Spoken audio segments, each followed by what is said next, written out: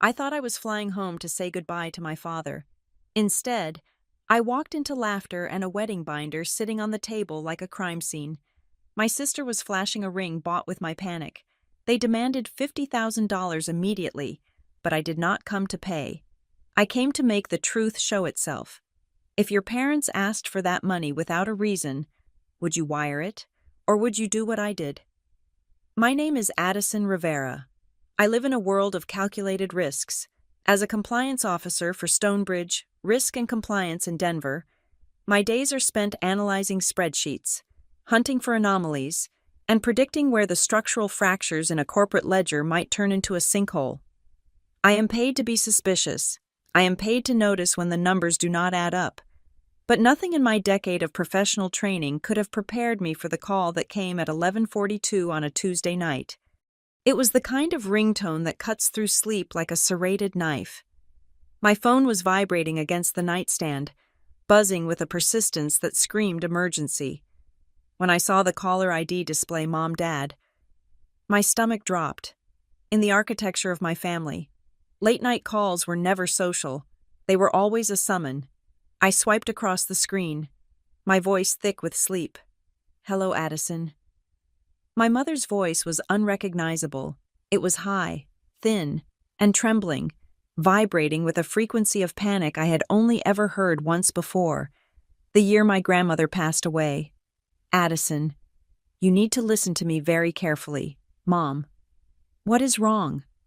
Is Dad okay?" I sat up, the duvet falling to my waist, the cold air of my apartment hitting my skin. My heart began to hammer against my ribs. "We need $50,000. The number hung in the air, heavy and absurd. What I blinked, trying to clear the fog of sleep. "Mom, what are you talking about?" "We need $50,000. Addison, as soon as possible. Tomorrow morning. You have to wire it." Her desperation was contagious. I could hear her breathing. Short, sharp rasps on the other end of the line. My mind immediately went to the darkest places. Ransom, loan sharks, a surgery my insurance would not cover, a lawsuit, in Briar Hollow, Ohio. $50,000 was not just money. It was a life-altering sum. It was the difference between owning a home and losing it.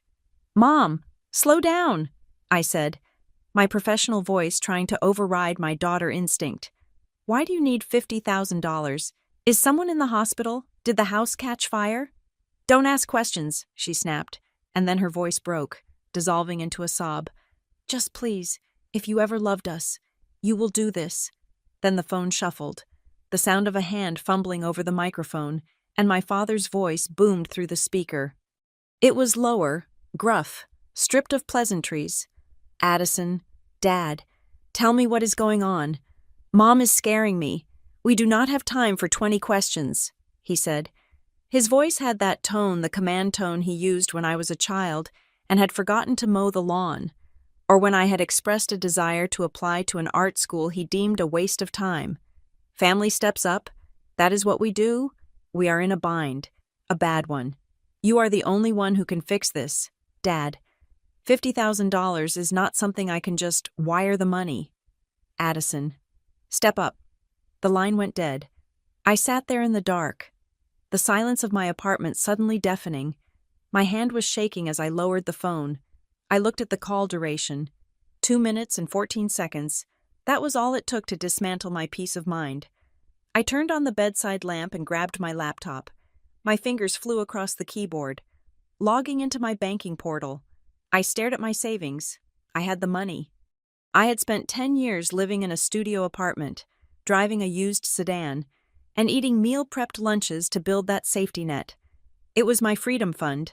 It was the down payment on a house I had not bought yet because I was too busy working. I clicked on the transfer history. I needed to see the pattern. 2 weeks ago, sent $500. Mom, car repair. 4 weeks ago, sent $1,200. Dad, property tax adjustment. 6 weeks ago, sent $300. Kelsey, medical bill. I scrolled down. The screen was a waterfall of my own compliance. For years, I had been the silent partner in the business of the Holloway family survival. I was the safety valve. Whenever the pressure got too high in Briar Hollow, I released the steam with a wire transfer. They never asked how I earned it. They never asked if I was eating well or if I was happy. They only called when the math of their lives stopped working. But $50,000, that was not a leak. That was a dam breaking. My thumb hovered over the transfer funds button. It would be so easy. Just type in the routing number, click send, make the panic stop, make my mother stop crying, be the good daughter, be the hero. But then, the training kicked in. The part of me that analyzed risk for a living whispered a warning. Red flag, high urgency, vague justification, emotional manipulation. In my line of work, when someone demands money immediately and refuses to explain why, it is never for a good reason.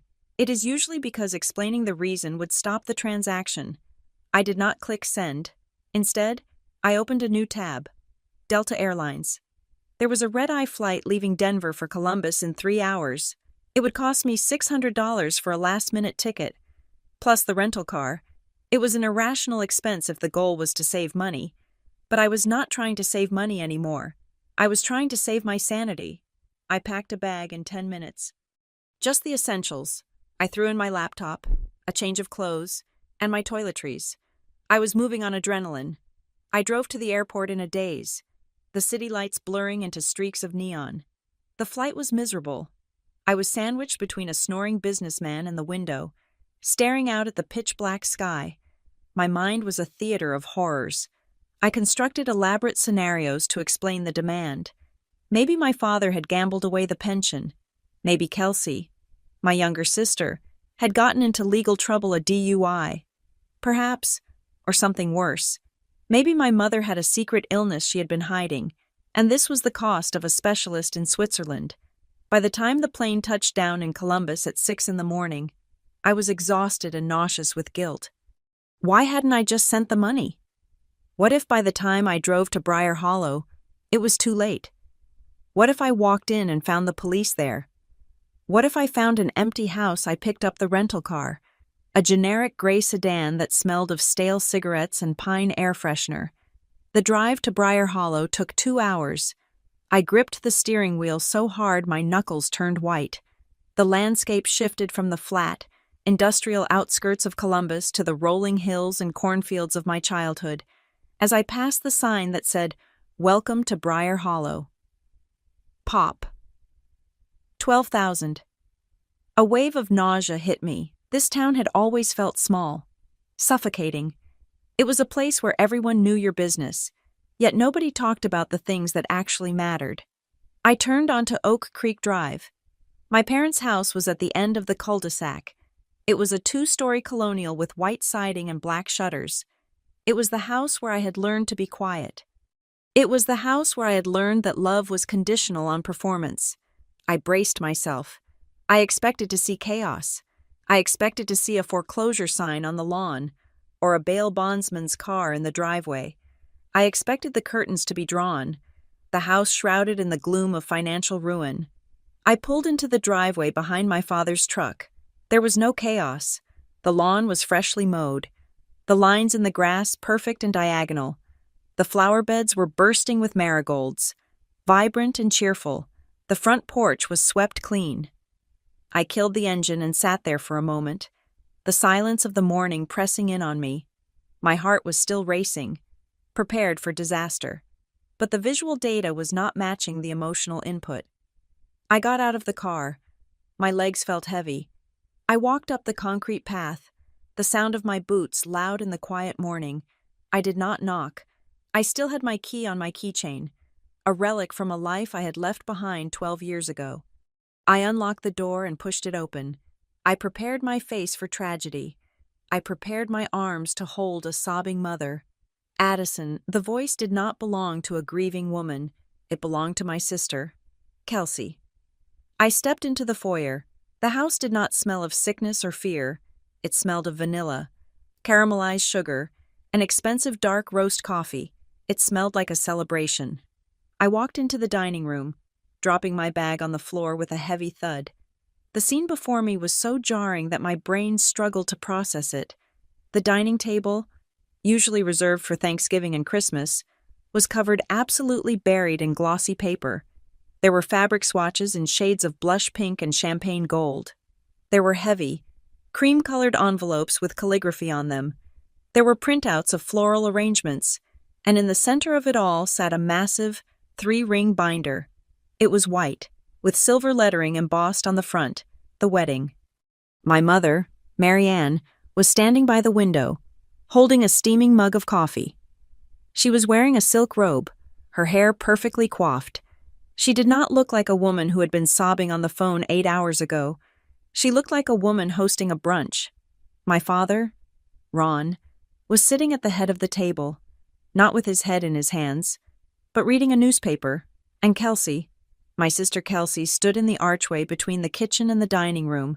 She was wearing a white cashmere sweater that I knew cost more than my first car. She looked radiant. Her blonde hair fell in soft waves around her shoulders, her skin glowing with the kind of health that comes from never having to worry about a utility bill. Addison Kelsey shrieked, but it wasn't a shriek of relief. It was a shriek of annoyance mixed with surprise. "What are you doing here, God? You look terrible." "Did you sleep in those clothes?" I stood frozen in the doorway, my eyes darting from the fabric swatches to my mother's calm face, then to my father's indifference, and finally landing on Kelsey. I thought I stammered, my voice raspy from the flight. "Mom called. She said it was an emergency. She said you needed $50,000 immediately. I thought someone was dying." My mother set her coffee cup down with a sharp clink. "Oh, Addison, you always have to be so dramatic. I didn't say anyone was dying. I said it was urgent." "You cried," I said, the anger starting to boil up from the pit of my stomach, replacing the fear. "You literally sobbed into the phone. You said, 'If you ever loved us.'" "Well, it was emotional," my mother said, smoothing the front of her robe. "It is a very stressful time. Planning a wedding is not easy. You know, a wedding." I repeated the word as if it were in a foreign language. Kelsey stepped forward. A smirk played on her lips, that familiar expression of triumph she had worn since we were children, whenever she got the toy I wanted. She lifted her left hand. The light from the chandelier caught the stone. It was massive, an oval-cut diamond, surrounded by a halo of smaller diamonds, sitting on a platinum band. It was the kind of ring you see in magazines, the kind that requires an insurance policy of its own. "Isn't it breathtaking?" Kelsey cooed, tilting her hand back and forth so the light danced across the facets. "Logan proposed 2 days ago. He is incredibly generous. He really understands that quality matters." I looked at the ring, then I looked at the binder on the table. "Venue deposit $15,000. Due immediately. Catering retainer $20,000. Due immediately. Florist, down payment $10,000. The math clicked into place with the violence of a gunshot. $50,000. They did not need surgery. They did not need to save the house. They needed a deposit for a party. "You called me," I started, my voice shaking, not with fear this time, but with a cold, hard rage. "You called me in the middle of the night, terrified me, made me think I was losing a parent, because you needed to pay for a venue deposit." My father lowered his newspaper. He looked at me over the rim of his reading glasses. His eyes were hard, lacking any hint of apology. "Watch your tone. Addison, this is your sister's big day. We ran into a cash flow issue with the liquidity for the deposits, the venue, Willowcrest Hall. Had a cancellation for next month. If we didn't book it by noon today, we would lose the date. We needed the cash to secure it, so you tried to extract it from me," I said, stepping fully into the room. "You tried to scare it out of me. We asked for family support," my mother interjected, her voice taking on that defensive, wounded quality she mastered years ago. "We knew you would have questions, and we didn't have time to debate the merits of the venue with you. You are always so stingy about details. We just needed you to trust us." "Trust you." I laughed, a short, bitter sound. "You manipulated me. You weaponized my fear." "Oh, stop it," Kelsey said, walking over to the table and running her hand over the binder. "You are here now, aren't you? And since you are here, you can just write the check directly. It will actually be faster than a wire. Logan says the wire fees are annoying anyway." She looked at me expectantly, as if I were a vending machine that had just been kicked to release a treat. I looked at the ring on her finger. I looked at the cash flow issue that required $50,000 while she wore a diamond worth at least $20,000. I realized then that I had been wrong about everything. I thought I had come home to save them. But standing there, smelling the coffee and seeing the greed etched into their expectant faces, I realized I was the one who needed saving. They had not just asked for money. They had tried to rob me of my security using the leverage of my love for them. And as I looked at that wedding binder, sitting there like a manifesto of their entitlement, I knew one thing for certain. This was not just about a wedding. You do not demand $50,000 in panic for a party unless there is something much darker rotting underneath the floorboards. I gripped the strap of my bag. I did not reach for my checkbook. "I am not writing a check," I said. The room went silent. The air pressure dropped. "Excuse me," my father said. Standing up slowly, I said no. I looked him dead in the eye. "I am not paying for this." And for the first time in my life, I watched the mask slip. The warm, inviting atmosphere of the house evaporated, replaced by a cold, sharp tension. I had gone off script. The ATM had malfunctioned, and I was just getting started. The silence in the dining room was not empty. It was heavy, suffocating, and ancient. It was the same silence that had filled the hallways of this house for 30 years. Standing there, gripping the strap of my overnight bag, I realized that the $50,000 was not the anomaly I had thought it was. It was just the inflation of a currency we had been trading in since I was a child. In the Holloway household, we operated under a strict, unwritten constitution. My father, Ron, was the architect and the enforcer. He decided what the reality was. If he said we were a happy family, we smiled. If he said we were struggling, we tightened our belts. My mother, Marianne, was the diplomat. Her job was to soften the edges of his commands, to translate his selfishness into the language of love and duty. She made the poison taste like honey, and Kelsey was the sun. We all revolved around her gravitational pull. If Kelsey was happy, the house was safe. If Kelsey was upset, the weather turned violent. And me, I was the insulation. I was the thing inside the walls that kept the structure standing, unseen and unthanked, absorbing the heat and the cold so the others could live comfortably. A memory clawed its way up from the back of my mind, sharp and vivid. I was 17 years old. I had been accepted into a summer art program in Rhode Island. It was prestigious, the kind of thing that opens doors to scholarships and future careers. I had worked 3 part-time jobs tutoring, babysitting, and stocking shelves at the local grocery store to pay for half of the tuition. I needed my parents to cover the travel and the remaining fee. It was $600. I remembered sitting at this very table, presenting my acceptance letter with trembling hands. My father had looked at it, frowned, and set it aside. My mother had taken my hand, her eyes swimming with that familiar weaponized sympathy. "Addison, honey," she had said, "we are so proud of you, really. But you know Kelsey has her cheerleading camp in Florida this summer. It is vital for her social development. She has been struggling so much lately with her confidence." I had tried to argue. I told them I had earned this. I told them it was my dream. "But Kelsey needs us right now." My father had cut in, his voice final. "You are the strong one. Addison, you always have been. You can handle disappointment. Kelsey cannot. Family makes sacrifices."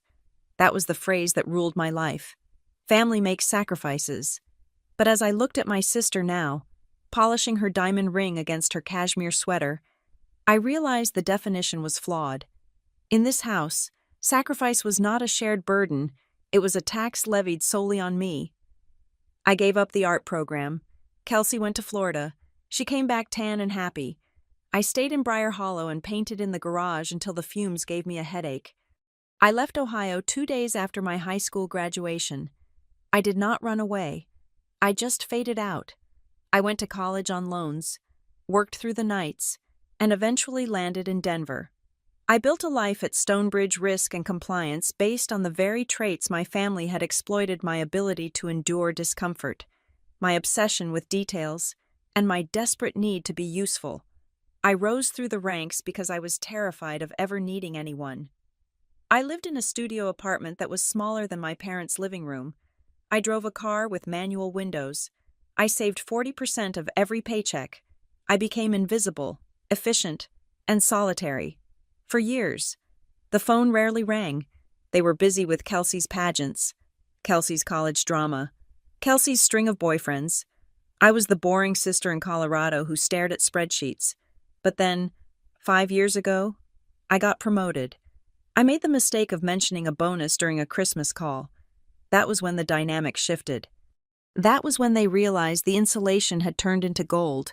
It started small. A text from Mom-Dad's truck needs a new transmission. We are short this month. Can you spare $500? I sent it. Of course I sent it. I wanted to be good. I wanted them to love me the way they loved Kelsey. I thought I could buy my way into the sun. Then it was a roof repair. $1,200. Then a medical deductible for Mom. $800. Then property taxes. $2,000. The requests became a monthly rhythm, a subscription service to their affection. The reasons were always vague, always urgent, and always framed as a temporary crisis. We are just in a tight spot. The economy is tough. Dad's hours got cut. I never asked for receipts. I never pushed back. I just wired the funds and waited for the "thank you, we love you" text that kept me warm for another few weeks. But standing in the dining room now, looking at the wedding binder that sat on the table like a mocking tombstone to my stupidity, the fog began to clear. I looked around the room properly for the first time in years. I stopped looking with the eyes of a daughter and started looking with the eyes of a compliance officer. The curtains were custom silk. I knew that fabric. It cost $80 a yard. My father's watch, resting on his wrist as he held the newspaper, was a Tag Heuer. It was not new, but it was not the watch of a man who couldn't afford a transmission repair. Through the window, I could see the driveway. Beside my rental car and my father's truck sat a sleek, white convertible, a newer model, Kelsey's car. A cold chill went down my spine. They had never been poor. They had never been struggling. While I was eating instant oatmeal in Denver to save for a house I was too afraid to buy, they were living in luxury. And when they wanted something extra, a vacation, a renovation, a buffer for their own mismanagement, they didn't dip into their savings. They dipped into mine. I was not a daughter. I was a line of credit. My mother's voice pulled me back to the present. She walked over to me, her movements fluid and practiced. She reached out to touch my arm, but I flinched. She pulled her hand back, looking hurt. "Addison, please," she said, her voice dropping to a whisper. "Don't make a scene. You are being incredibly dramatic. We are not asking for the world. We are asking for you to help your sister have the day she deserves. You have done so well for yourself. Why are you punishing us for that?" The gaslighting was masterful. In 2 sentences, she had made my success a crime and my refusal an act of aggression. She made me feel like the villain for wanting to keep the money I had bled to earn. My father stood up, folding his newspaper. He walked over to the wedding binder and tapped it with his knuckle. "It is $50,000. Addison," he said flatly, "you have it. We know you have it. Don't be greedy. Greedy." The word hung in the air. I looked at Kelsey. She was scrolling through her phone, bored, as if this conversation about $50,000 was as trivial as deciding what to have for lunch. She was 30 years old, yet she had the demeanor of a teenager who knew the bill would always be paid by someone else. Something inside me snapped, but it was not a loud snap. It was the quiet click of a lock engaging. For the last 15 years, I had reacted to them emotionally. I had let my desire for their approval dictate my financial decisions. I had let my guilt drive the car. No more. I took a deep breath, inhaling the scent of the expensive coffee I had not been offered. I let my shoulders drop. I let my face relax into the neutral, unreadable mask I wore during high-stakes audits at Stonebridge. If they wanted to treat this like a transaction, I would treat it like an investigation.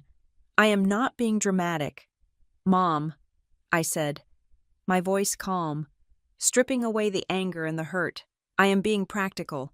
I walked over to the table and pulled out a chair. I sat down, right across from the wedding binder. I did not look at my father. I did not look at Kelsey.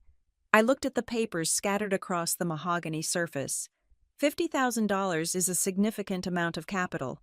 I said, using the vocabulary of my office, you say it is for the venue deposit, but usually, venue deposits are a percentage, not a flat round number demanded overnight. It is a special package, Kelsey said quickly, her eyes narrowing. An exclusivity fee. I see, I said. I folded my hands on the table. My mother smiled nervously, thinking she saw a crack in my armor. So, you will do it. You will transfer it. I looked up at her. I did not smile back. I am not transferring anything yet, I said. If you need $50,000, I need to understand the liquidity crisis that caused this. I need to see why. With Dad's pension and the house paid off, you cannot cover a deposit. My father's face reddened. That is none of your business. It is my business if you are asking for my money. I countered. I was done being the victim. I was done being the ATM with feelings. I was entering a new phase. I was the auditor, and I knew, just by looking at the nervous tick in my mother's jaw and the defensive posture of my father, that the books in this house were cooked. I leaned back in the chair. I am staying. I said, I will look at the invoices. I will look at the budget. If everything adds up, we can talk about a loan, not a gift. A loan? Kelsey scoffed. You are ruining everything. I ignored her. My eyes were scanning the table, cataloging the documents. The wedding binder was the centerpiece, but underneath a stack of floral samples, I saw the corner of a brown envelope. It was not wedding stationery. It had a plastic window. It looked like a bill. I decided then that I would not sleep until I knew exactly what that envelope contained. The quiet cruelty of my childhood had been emotional. But this felt different. This felt like fraud, and fraud was the one thing in the world I knew how to catch. The question hung suspended in the air between us, heavy and motionless like smoke in a room with no ventilation. I watched my mother's hands as she fussed with the corner of a linen napkin. She was avoiding my eyes, a tactic she had perfected over 3 decades of marriage to a man who did not like to be questioned.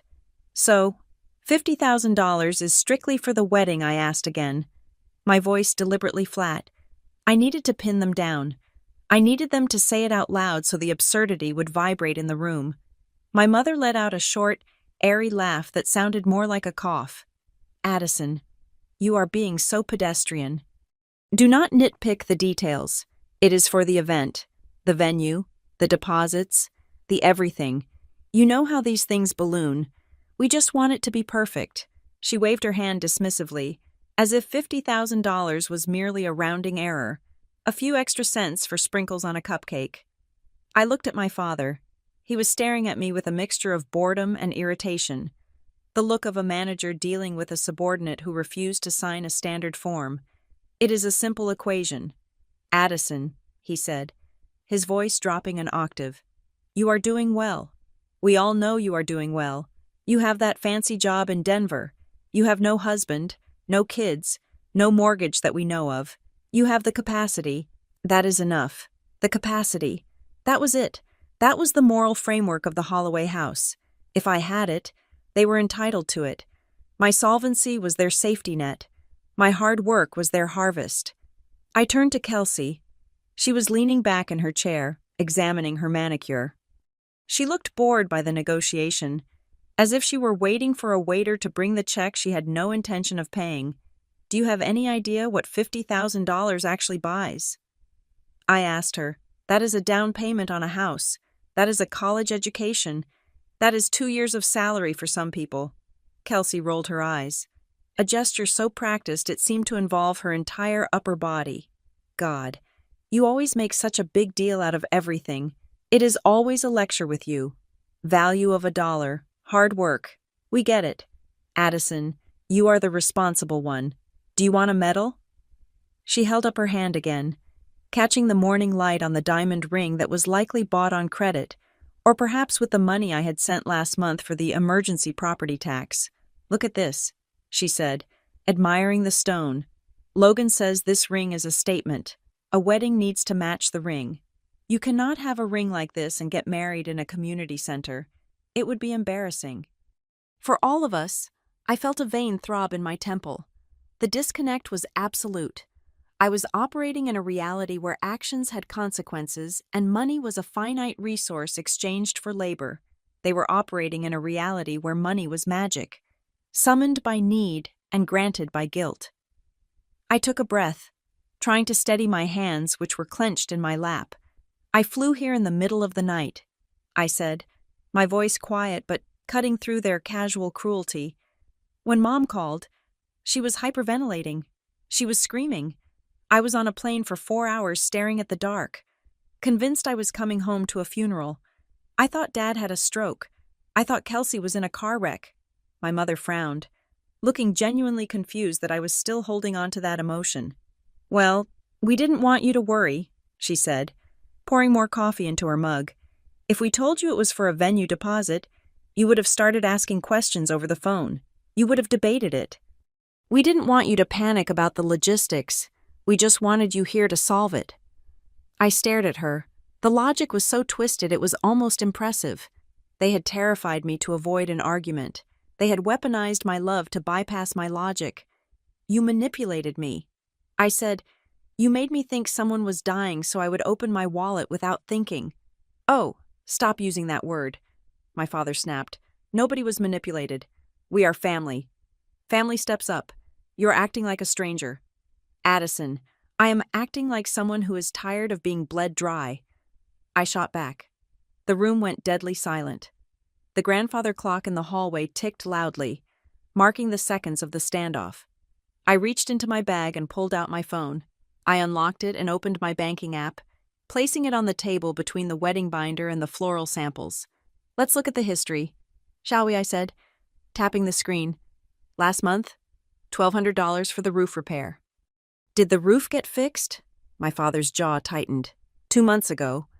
I continued, my voice gaining strength. $800 for medical bills. Mom, what doctor did you see? What was the diagnosis? My mother looked away, focusing intently on a fabric swatch of blush satin. It was private, she murmured. 3 months ago, I said, relentless now. $2,000 for back taxes. I remember that call. Dad, you said the county was threatening a lien, but I checked the public records on the drive over here. There was never a lien on this property. My father stood up. The chair scraped violently against the hardwood floor. It was a sound designed to intimidate, a sound that used to make me shrink into myself when I was 10 years old.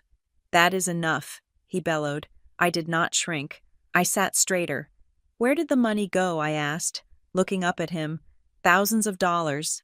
Dad, over the last 2 years, I have sent you nearly $15,000 in emergency support.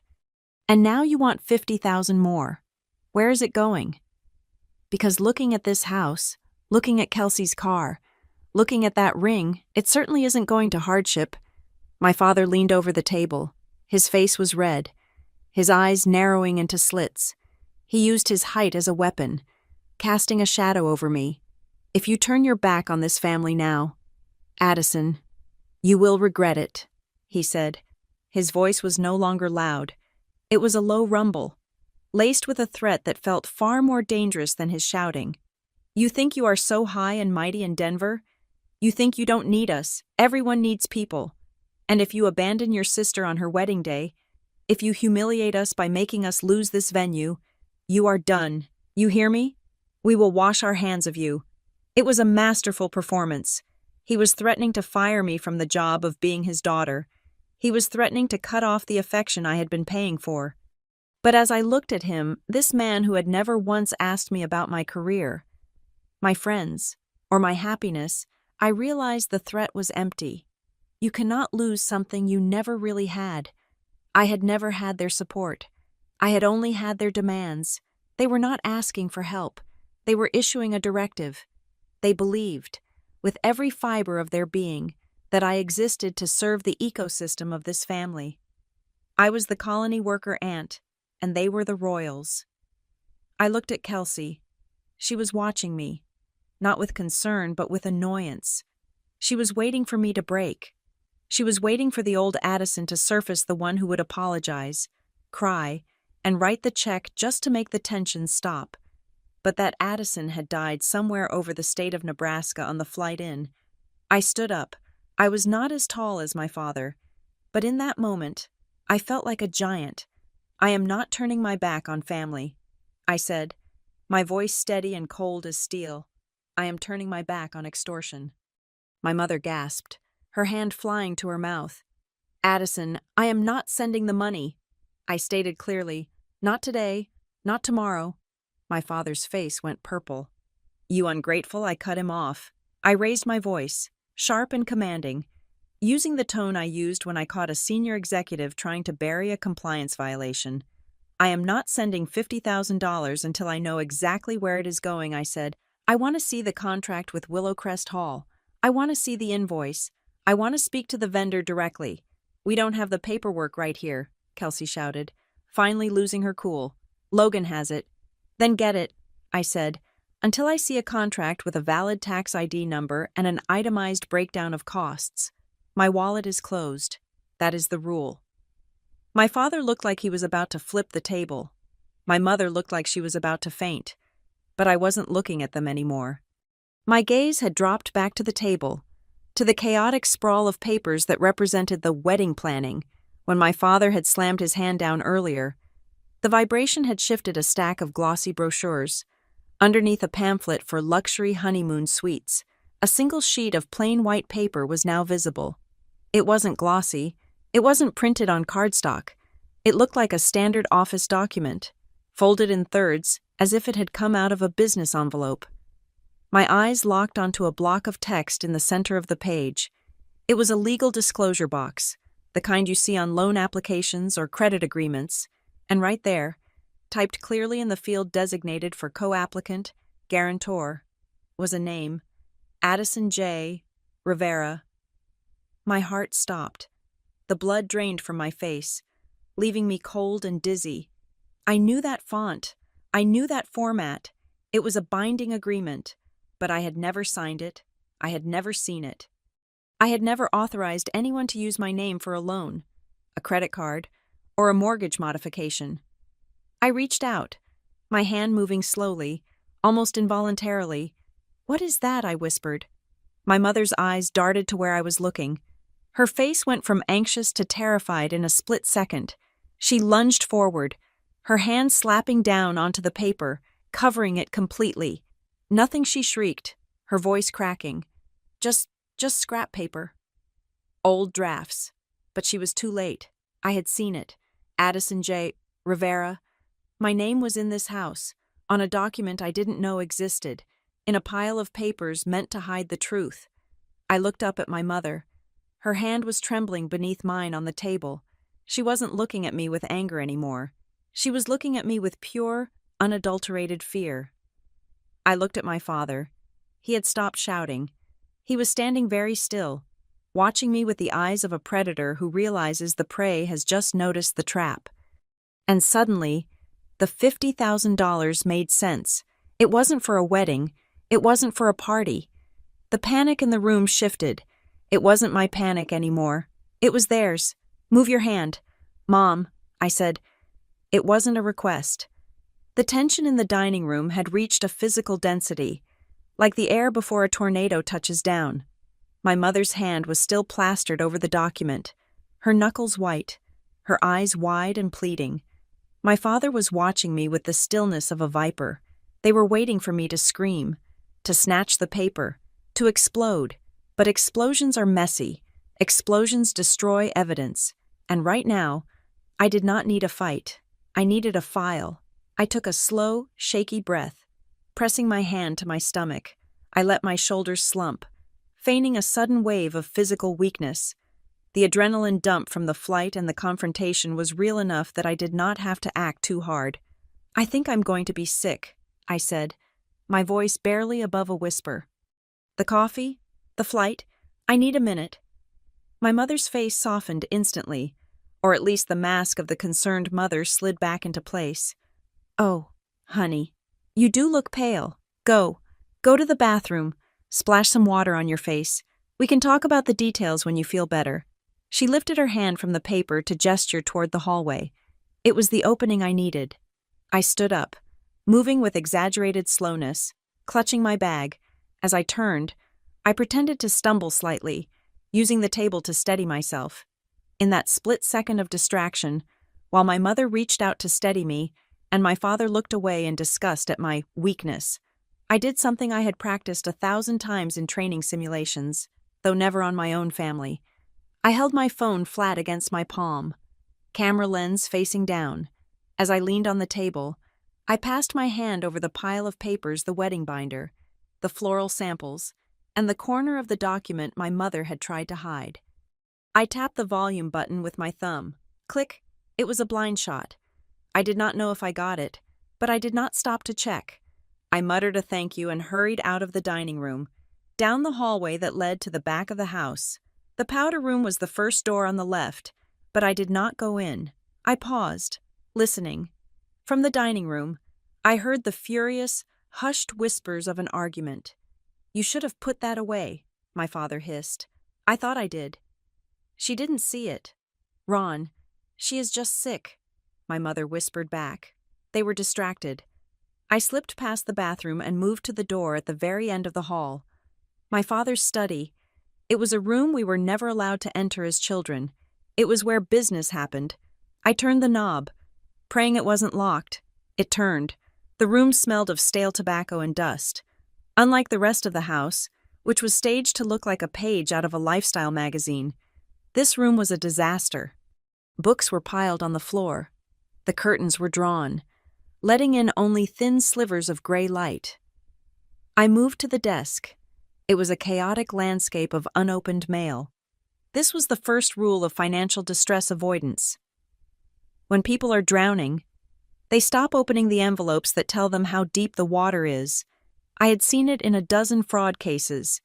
The perpetrators don't destroy the evidence, they just ignore it, hoping that if they don't acknowledge the debt, it doesn't exist. I sat in his leather chair, the springs groaning softly. I pulled open the top drawer. It was jammed tight. I had to yank it. Inside, it wasn't office supplies. It was a graveyard of window envelopes. I started flipping through them, my heart hammering against my ribs. Electric bill, past due, water bill, second notice, credit card statement, over limit. Then I saw it, a thick envelope from a lender I recognized. Centurion Home Lending. The text on the front was stamped in aggressive red ink. Final notice. Action required. I tore it open. My hands were shaking so badly I almost ripped the letter inside. I unfolded the paper. It was a notice of default on a home equity line of credit. The amount due was staggering, $12,000 in arrears. The total principal was $150,000. But it was not the numbers that made the air leave my lungs. It was the names listed at the top of the letter. Borrower, Ronald Holloway. Co-borrower, Addison J. Rivera. I stared at the name, my name. It was printed there in black and white, as official as a death certificate. I felt a wave of nausea that had nothing to do with my earlier performance. The room seemed to tilt. I had never signed for this. I had never even heard of Centurion Home Lending. I looked at the date on the loan origination. 6 months ago. 6 months ago. I was in Denver, leading an audit on a tech firm. I wasn't in Ohio. I hadn't signed anything. I grabbed another envelope, a credit card statement from a bank I didn't bank with. I ripped it open. Cardholder Addison Rivera. Authorized user Kelsey Holloway. Balance, $14,000. Status delinquent. I put a hand over my mouth to stifle a gasp. It wasn't just one loan. It was a campaign. They hadn't just borrowed money. They had stolen my identity. They had used my credit score, my good name, the financial reputation I had spent 10 years building brick by brick, and they had leveraged it to fund a lifestyle they couldn't afford. That ring, the wedding binder, the emergency repairs, it was all me. I was paying for it, and I didn't even know it. I pulled out my phone. My fingers felt numb, clumsy.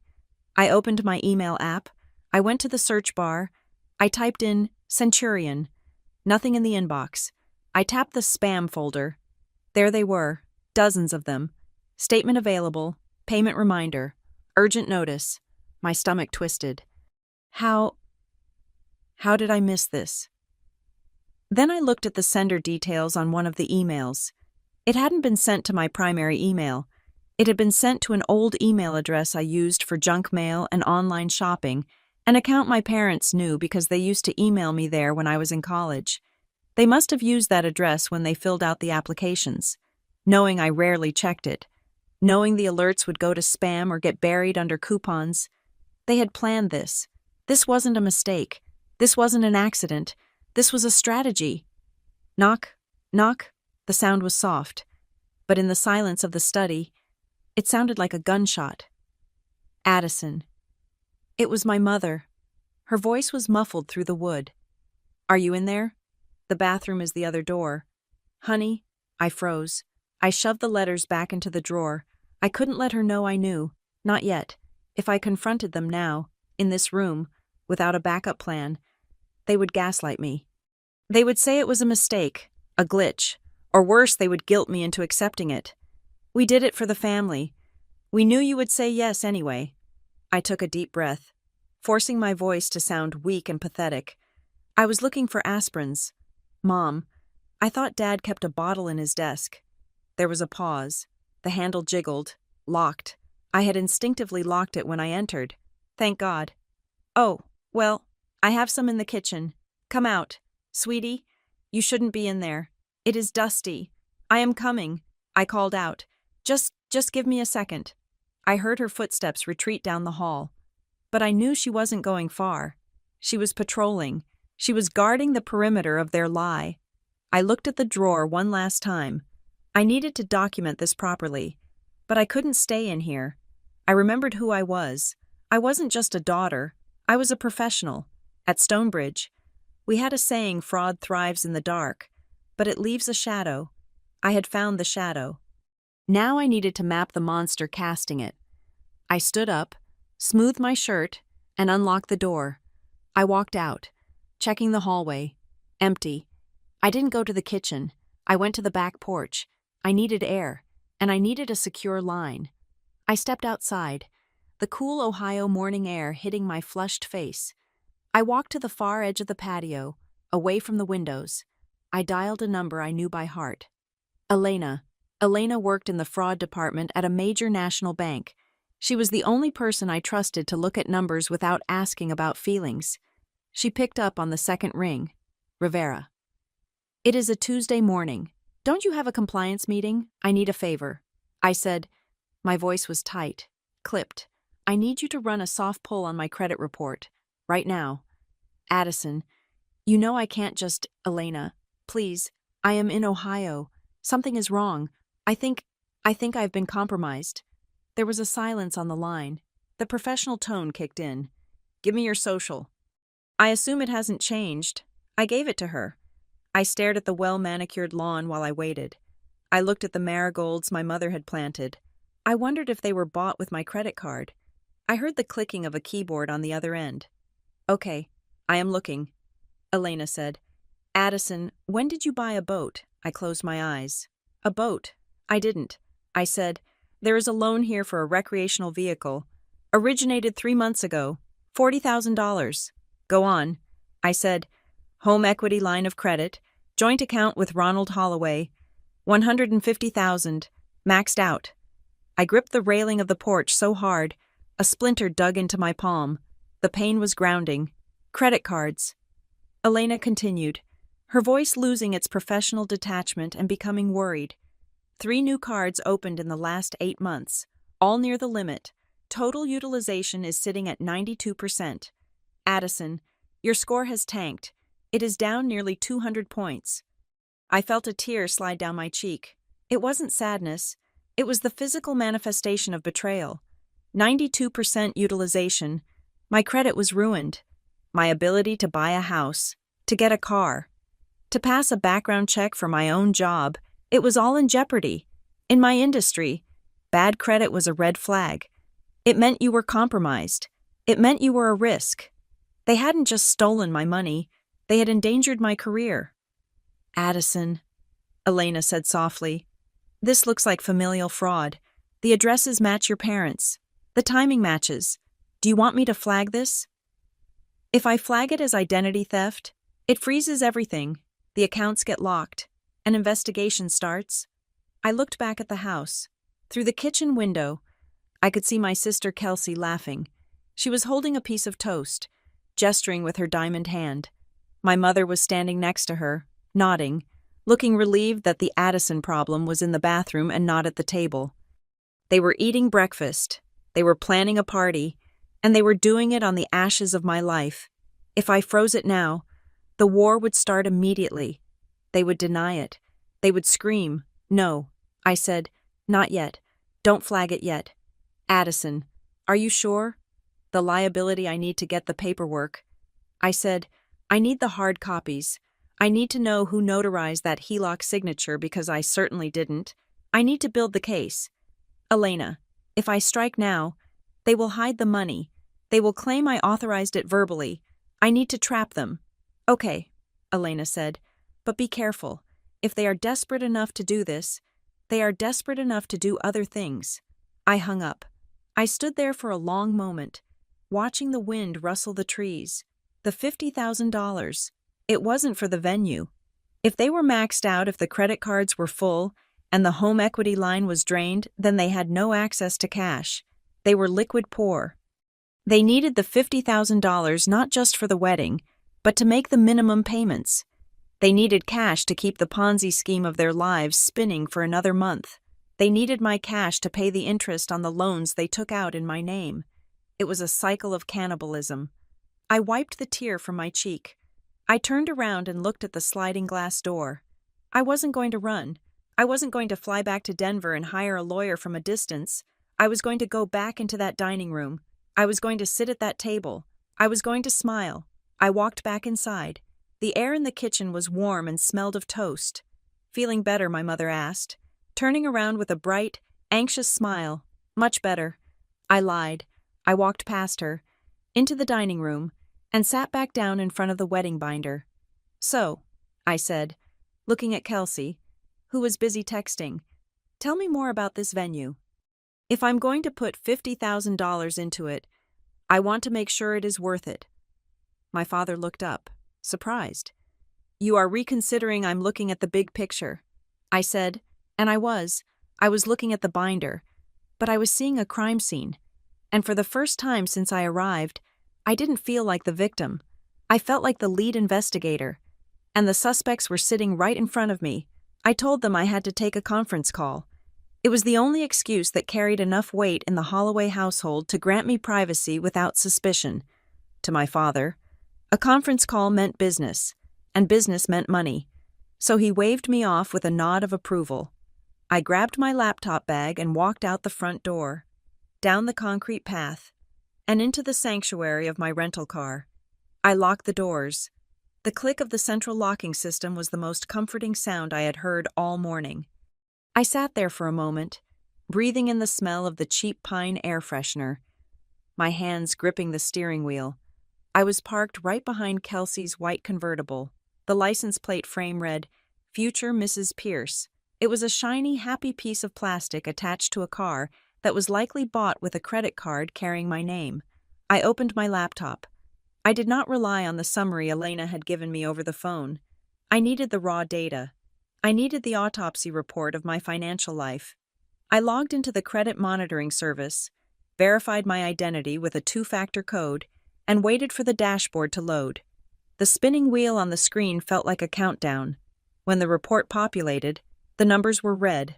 My credit score, which I had meticulously groomed to be near perfect, had plummeted into the low 600s. But I ignored the score. I went straight to the Open Accounts tab. There it was. Centurion Home Lending. I clicked on the details. Account type home equity. Line of credit. Date opened March 15th. Credit limit $150,000. Balance $149,820. They had maxed it out in less than 4 months. I clicked deeper, expanding the borrower information section. The mailing address for all correspondence was listed as 42 Oak Creek Drive, Briar Hollow, Ohio, my parents' house, and then I saw the section for electronic consent. Most modern loans are signed digitally. It is efficient, it is convenient, and, as I was learning, it is incredibly easy to forge if you know the victim's personal history. The IP address for the signature was logged. It tracked back to a residential provider in Ohio. The email address used for verification was Addison Rivera, home@gmail.com. I stared at the screen. That was not my email address. It looked like mine. It had my name, but I had never created it. My hands hovered over the keyboard.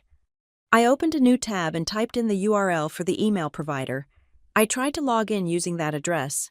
I guessed the password. I tried Kelsey 1994. Incorrect. I tried Briar Hollow. Incorrect. I tried Family First. The inbox loaded. I felt a cold shiver crawl up my neck. My father's motto. The password was Family First. The inbox was a catalog of my financial destruction. There were DocuSign notifications, approvals, welcome letters from credit card companies, and, most damning of all, there were transfer confirmations. I opened one from April. Transfer successful $10,000 to checking account ending in 449. That was my father's personal account. I opened another from May. Transfer successful, $8,000 to Pierce Consulting Group. Logan. I sat back against the headrest. Closing my eyes, the timeline was reconstructing itself in my head. Sharp and jagged. In March, they opened the line of credit. In April, they started spending it. In May, the first payments came due, and that was exactly when my mother had called me, weeping about a medical bill for $800. I checked the payment history on the loan. The minimum payment due in May was $790. I felt like I had been punched in the gut. They hadn't used my money for doctors. They hadn't used it for taxes. They had used my money to make the minimum payments on the debt they had stolen from me. I had been subsidizing my own identity theft. Every time I sent a check to help out, I was just buying them another month of silence. Another month to hide the truth before the house of cards collapsed. And now, the credit line was tapped out. The cards were maxed. The liquidity was gone. That was why they needed the $50,000 for the wedding. It wasn't just for the venue. It was to refill the pot. It was to keep the scheme running. I grabbed my phone and dialed the customer service number for Centurion Home Lending.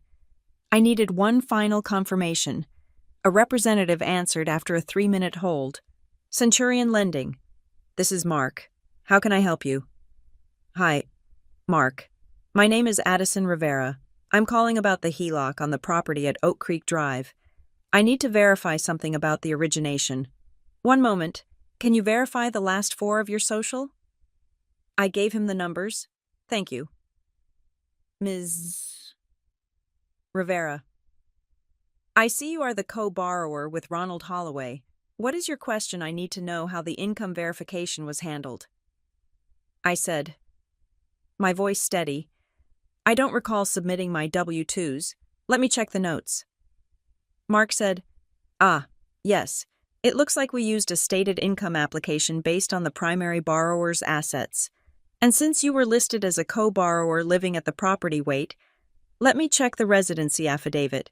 He paused. Yes, there is an affidavit here signed by you stating that you intend to occupy the home as your primary residence. I looked out the window at the suburban street I had not lived on for 12 years. I see, I said, and that affidavit was it. He signed, yes, ma'am, on March 15th, via the verified email address. Thank you, Mark. That is all I needed. I hung up. They had lied to the bank. They had claimed I moved back in. That was federal bank fraud. I closed the laptop. I put it back in the bag. I unlocked the car door and stepped out. The sun was higher now, casting harsh shadows across the driveway. The cheerful marigolds looked vulgar. The white convertible looked like a hearse. I walked back to the house. I didn't rush. I walked with the heavy, deliberate steps of an executioner. When I entered the kitchen, the mood had lifted. My sickness had apparently given them enough time to convince themselves that I would come around. My mother was cutting a melon. Kelsey was flipping through a bridal magazine. My father was pouring more coffee. "Addison," my mother chirped, "you look much better." Was it the call? Work is always so stressful. I walked past the island and stood at the head of the dining table. I placed my hands flat on the wood. "Who opened the email account?" I asked. The room went still. The knife in my mother's hand stopped halfway through the cantaloupe. "Excuse me," she said. "Addison, Rivera, Homegmail, com." I recited the address clearly. "The password is family first. Who opened it?" My father slowly set his coffee mug down. He didn't look at me. He looked at the wall. "What are you talking about?" Kelsey asked, looking up from her magazine. "You are being weird again." I looked at her. "You are wearing a ring that cost $20,000. I said, "And you are driving a car that costs $60,000. And Dad has a loan for $150,000 against this house." I paused, letting the numbers settle in the air like dust. "And my name is on all of it." My mother dropped the knife. It clattered against the cutting board. "Addison," she whispered, "I know about the HELOC. Mom, I just saw the credit report. I know about the residency affidavit you forged. I know that the money I sent you for your medical bills went straight to Centurion Lending." I turned to my father. "You committed a felony. Dad. Bank fraud. Identity theft. You used my social security number to take out a loan I didn't know about." My father turned to face me. His face wasn't red anymore. It was pale, rigid, and cold. He didn't look sorry. He looked annoyed that he had been caught. "It is just paperwork." "Addison," he said dismissively. "Paperwork," I repeated, my voice rising. "It is $150,000 of debt. It is my credit score. It is family money," he shouted, slamming his hand on the counter. "It is all the same pot. You are my daughter. I raised you. I fed you. I put clothes on your back. You think your credit score is more important than this family?" "Yes," I screamed back. "Yes, because that is my life. That is my future. You don't have the right to burn my future to keep yourselves warm." My mother burst into tears. It was a loud, wailing sound. "We didn't have a choice," she sobbed, burying her face in her hands. "We were drowning."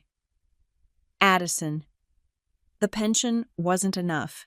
The inflation, everything got so expensive, and we didn't want to worry you. We thought we could pay it back before you noticed. Before I noticed, I laughed. A harsh, jagged sound. "You used an email address I don't check. You hid the mail. You weren't planning to pay it back. You were planning to bury me with it." "We were going to refinance," my father argued. "Once the market turned, it was a bridge loan. You are making this into a crime, and it was a business decision." "It is a crime," I said. "It is literally a crime." "If I call the police right now, you wouldn't." Kelsey cut in. I looked at my sister. She hadn't moved. She hadn't cried. She was looking at me with a mixture of pity and disgust. "You wouldn't call the police on your own father," she said calmly. "That is pathetic." "Pathetic?" I asked, incredulous. "Yes, pathetic," she said. "Look at you. You have everything.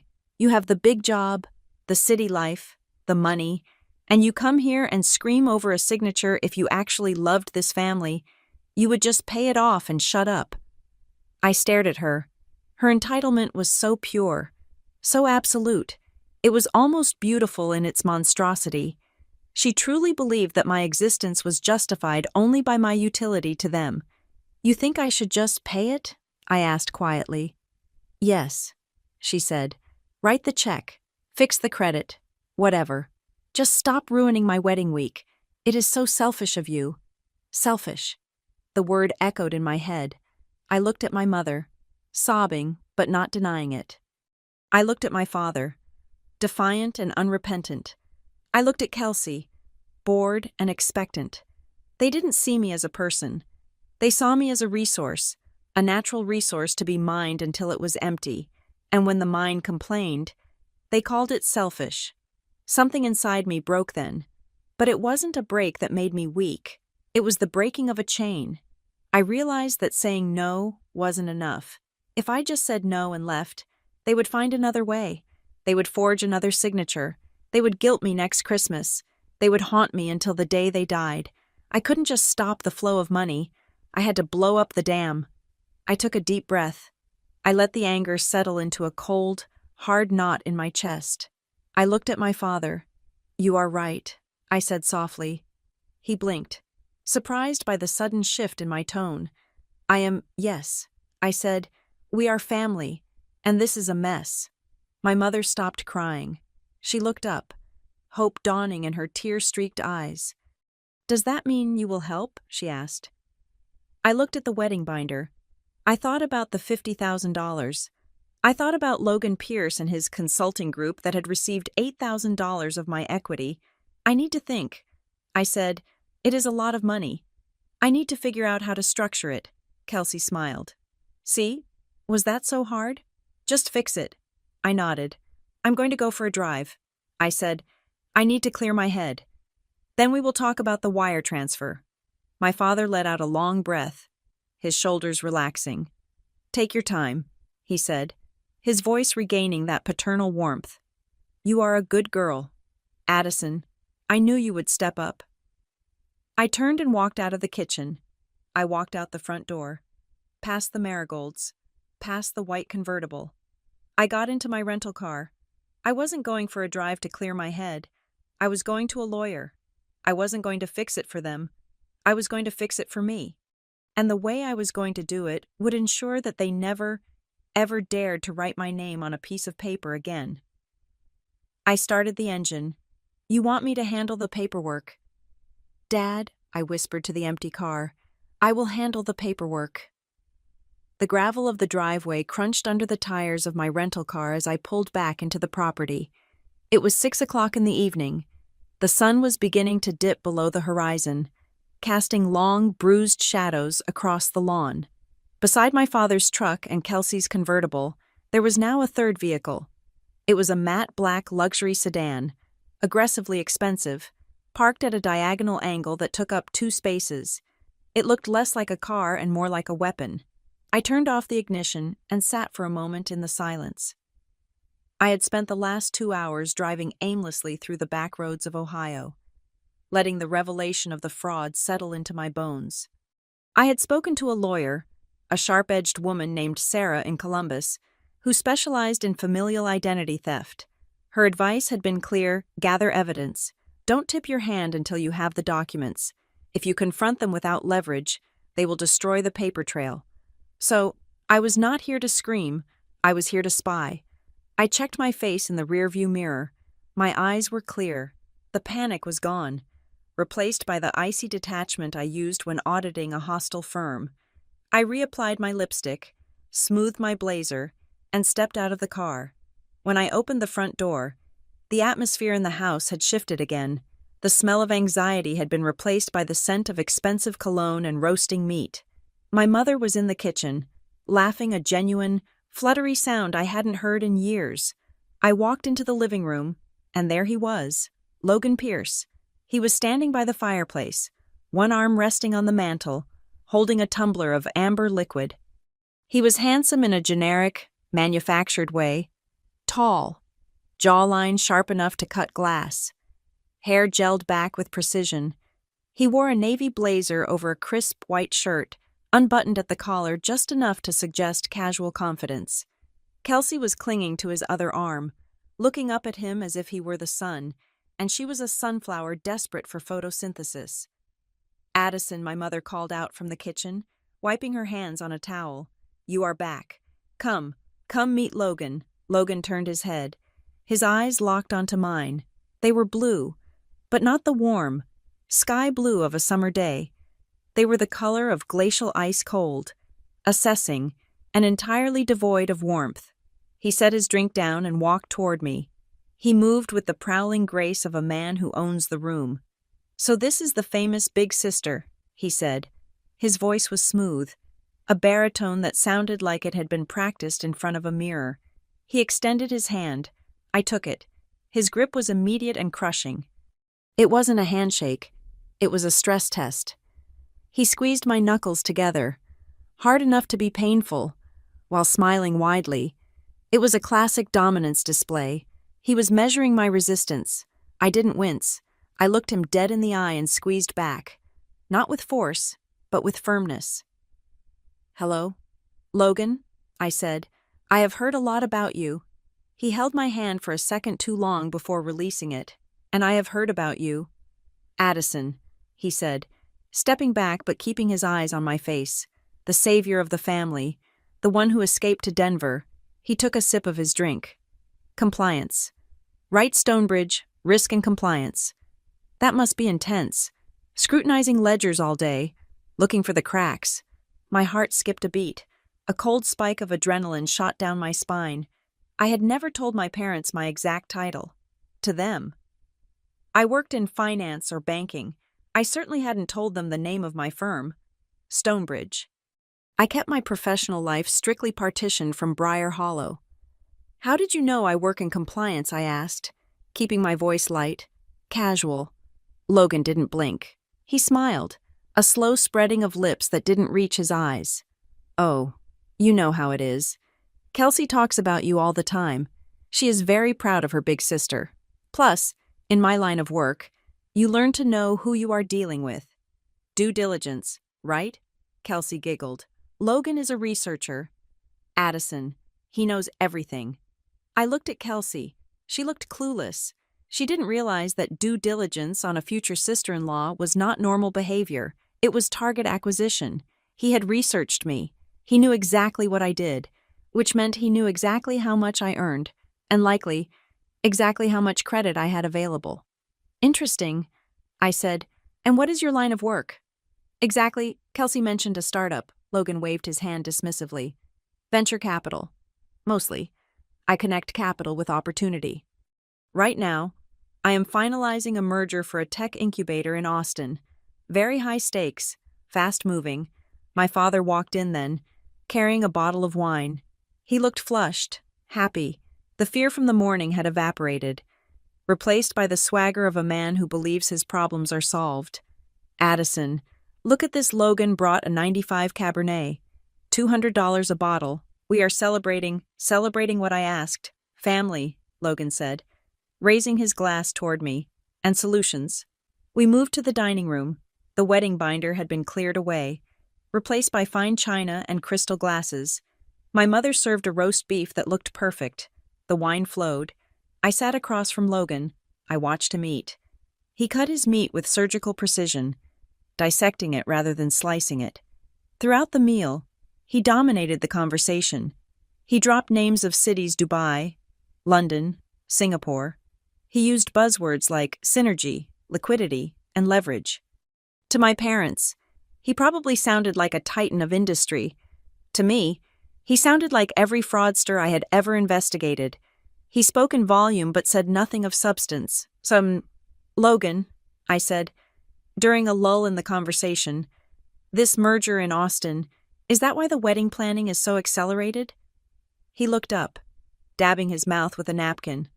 "Partly," he said, "but mostly, it is about cash flow timing. In my world, liquidity is king. I have a significant amount of capital tied up in escrow for the deal. It releases next Monday.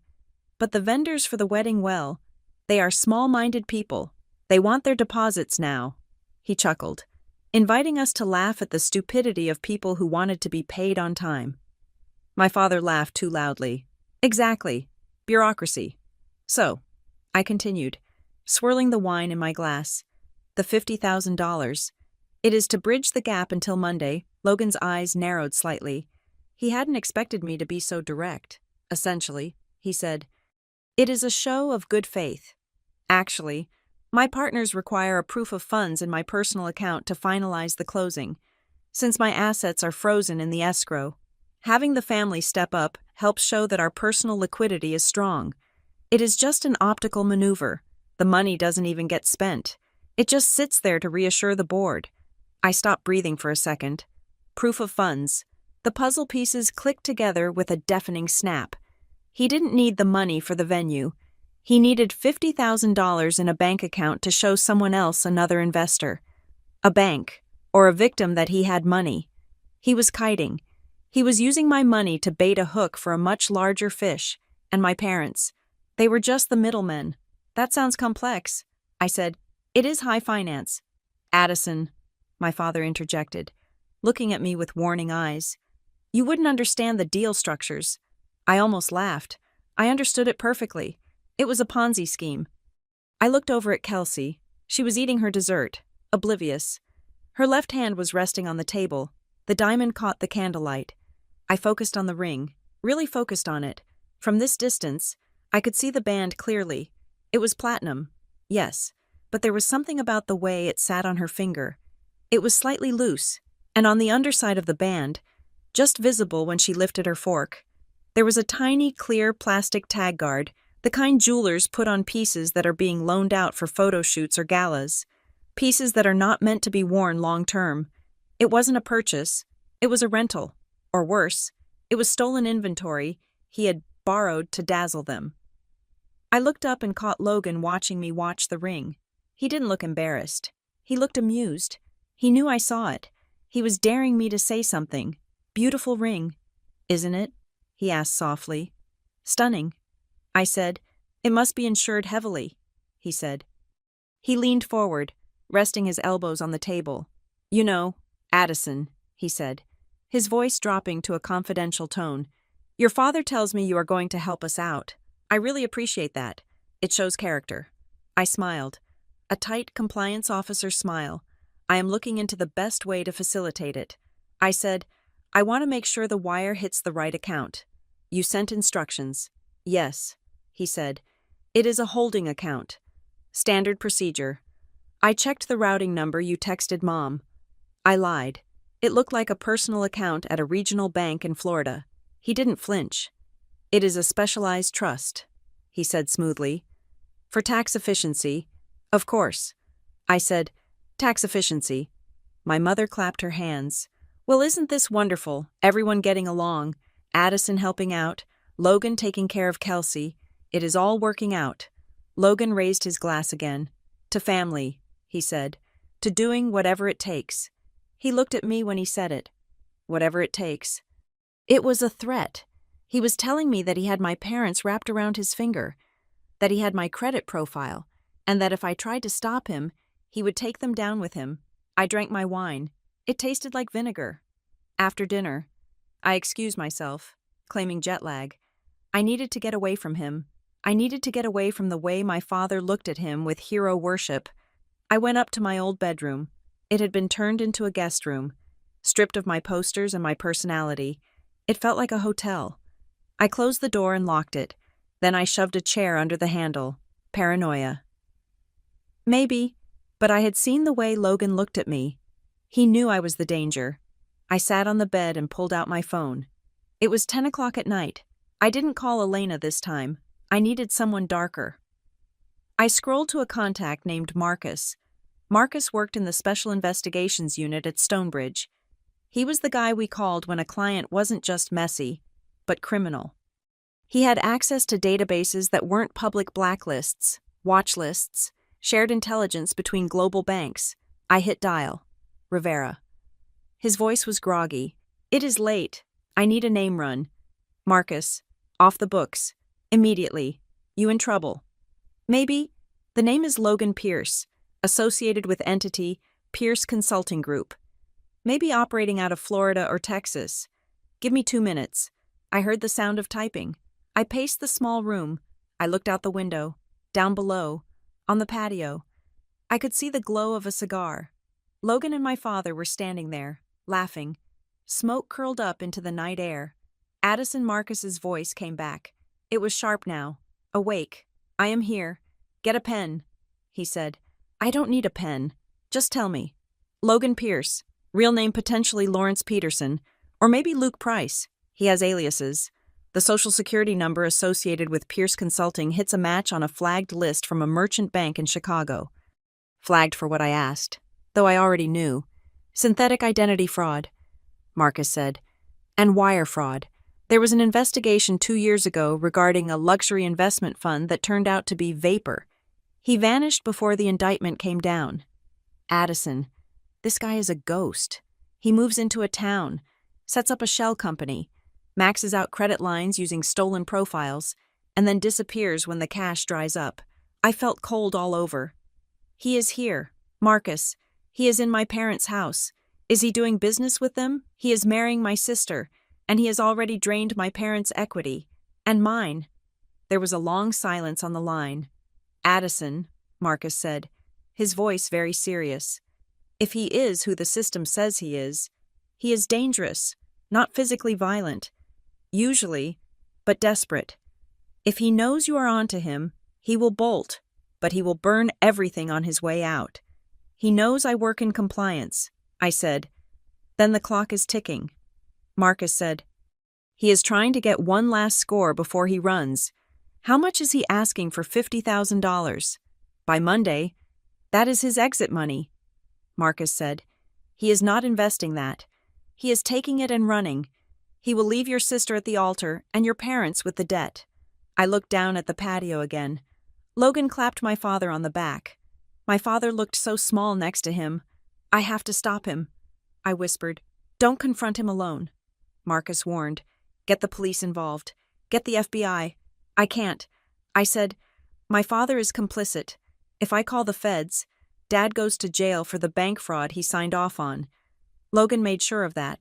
He made them co-conspirators. Then what are you going to do? I watched the smoke rise from the cigar. I'm going to beat him at his own game. I said, he wants proof of funds. I will give him paper. I will give him so much paper he won't know he is trapped until the handcuffs are on. I hung up. I stood in the dark, watching the man who was destroying my family. He thought he was the predator. He thought I was just a compliance officer, a person who checked boxes. He forgot that before you can check the box, you have to hunt the error. And I was very, very good at hunting. I did not sleep. The guest bed felt like a raft drifting in the middle of a shark-infested ocean. My laptop cast a pale, ghostly glow against the floral wallpaper of the room that used to be mine, illuminating the hours of the night as I descended into the rabbit hole of public records. Marcus had given me the lead, but I needed the narrative. I needed to understand the mechanics of the man sleeping 2 doors down. I bypassed the criminal databases this time. Professional con artists like Logan Pierce or Lawrence Peterson, or whatever name he was wearing this season, rarely had rap sheets. They knew how to walk the razor's edge of the law. They didn't rob banks with guns. They robbed them with signatures. They didn't mug people in alleys. They breached contracts. I started searching civil court dockets in Florida and Texas, the states Marcus had mentioned. It took me 3 hours. But I found him. He wasn't listed as a defendant in grand larceny cases.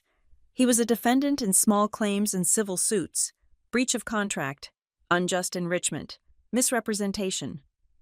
I pulled up a filing from a county court in Miami. The plaintiff was a widow who had invested $60,000 into a boutique hotel project Logan had pitched. The project never broke ground. The money had been consumed by consulting fees and pre-development costs. The judge had ruled in her favor, but the judgment was unsatisfied. You cannot squeeze blood from a stone, and you cannot collect money from a shell company that dissolves the moment the check clears.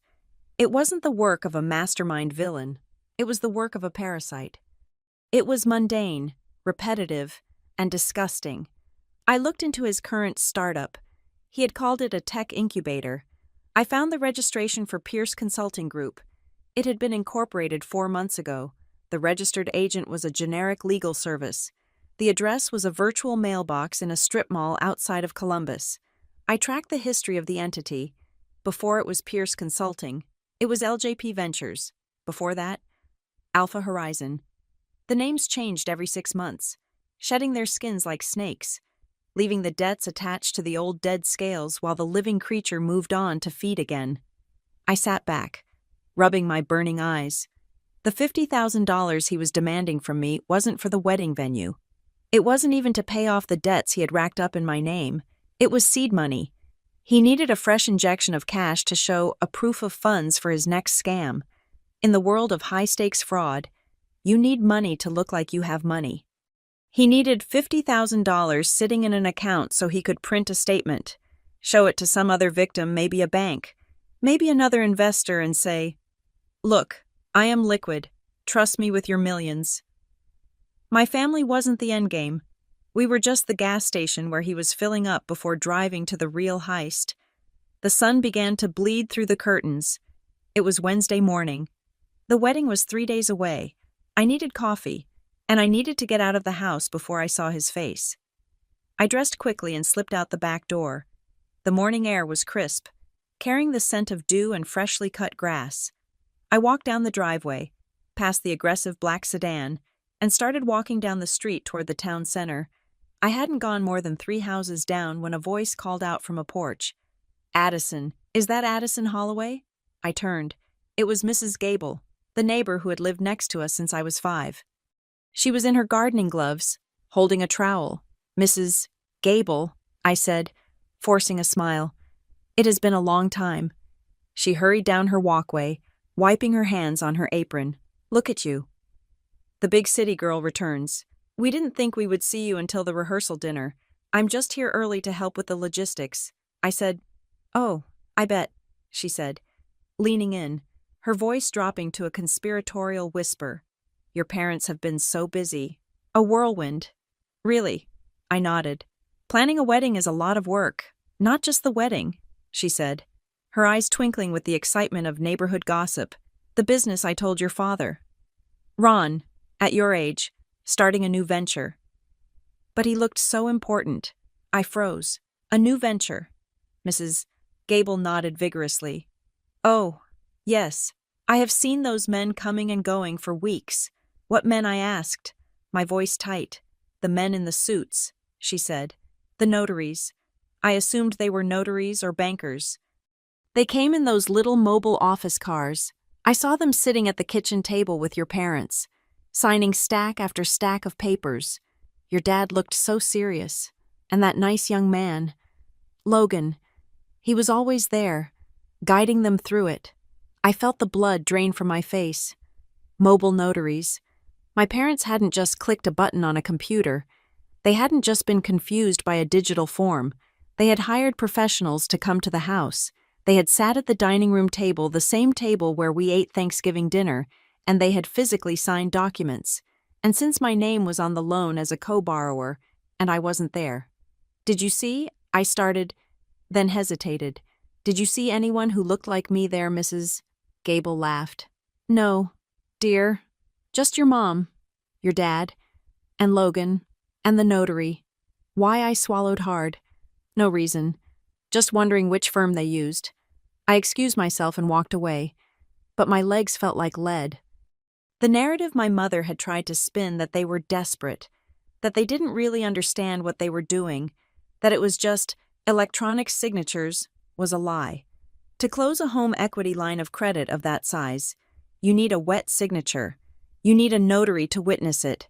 If I wasn't there, and the loan was in my name, then someone else had sat in that chair and pretended to be me, or more likely, my parents had presented a fake power of attorney, or they had simply paid a crooked notary to look the other way while they forged my signature. My father, the man who taught me to ride a bike, the man who punished me for lying about finishing my homework, he had sat there, pen in hand, and written Addison J. Rivera on a federal loan document while a stranger stamped it. He hadn't just stolen from me. He had erased me. He had replaced my personhood with his greed. I didn't go to the coffee shop. I walked to a park bench near the elementary school and sat down. I pulled out my phone. My hands were shaking, not from fear anymore, but from a cold, crystallizing rage. I called the lawyer I had spoken to briefly the day before. "I need to proceed." I said when she answered, "I need to lock it down." We talked about the consequences. "Addison," the lawyer said, "if you freeze the credit and file the fraud alert, the bank will freeze the line immediately. Checks will bounce. Cards will be declined. Your parents will know within the hour. Let them know." I said, "And you understand that this starts a criminal chain. Once you file an affidavit of identity theft, the bank is required by law to file a suspicious activity report. The police will be involved." I looked at the playground across the street. I remembered playing on those swings, trying to go higher and higher to impress my father, who was usually looking at Kelsey. "Do it," I said. "File the affidavit. And tell me how to freeze the bureaus. You can do the freeze yourself on your phone right now. Equifax, Experian, TransUnion. It takes 10 minutes. I hung up. I opened the browser on my phone. I started with Equifax. I entered my social security number. I created a PIN. I hit the button that said, Freeze Credit Report. Success. Your file is now frozen. I moved to Experian. Freeze. I moved to TransUnion. Freeze. It was done. No new loans could be opened. No credit checks could be run. And the fraud alert I placed meant that any attempt to access my file would require a direct phone call to me. I sat there for a moment, waiting for the sky to fall. I waited for the crushing guilt that usually followed whenever I set a boundary with my family. I waited for the voice in my head to scream, "You are hurting them. You are ruining the wedding." But the voice didn't come. Instead, I felt a strange, cool sensation. It was like standing on the shore and watching a massive wave crash against the rocks. The violence was there, but it couldn't touch me. I was out of reach. They had severed the bond first. When my father signed my name, he didn't just commit fraud. He signed away his right to my loyalty. I stood up. The credit was frozen. The defense was in place. Now, it was time for the offense. I needed to make Logan believe he was winning. I needed him to think that the $50,000 was coming, so he wouldn't run. I needed to keep him in the house until the trap snapped shut. I walked back toward the house. As I walked, I formulated the email in my head. I wouldn't send money. I would send paper. I would bury him in the one thing he couldn't survive: due diligence. I entered the house through the front door. The living room was buzzing with activity. A florist was there, holding up vases. My mother was directing traffic. Kelsey was on the phone. Addison Kelsey yelled, "Where have you been? We need to go over the seating chart." I ignored the seating chart. I walked straight to the kitchen where Logan was sitting at the island, typing on a laptop.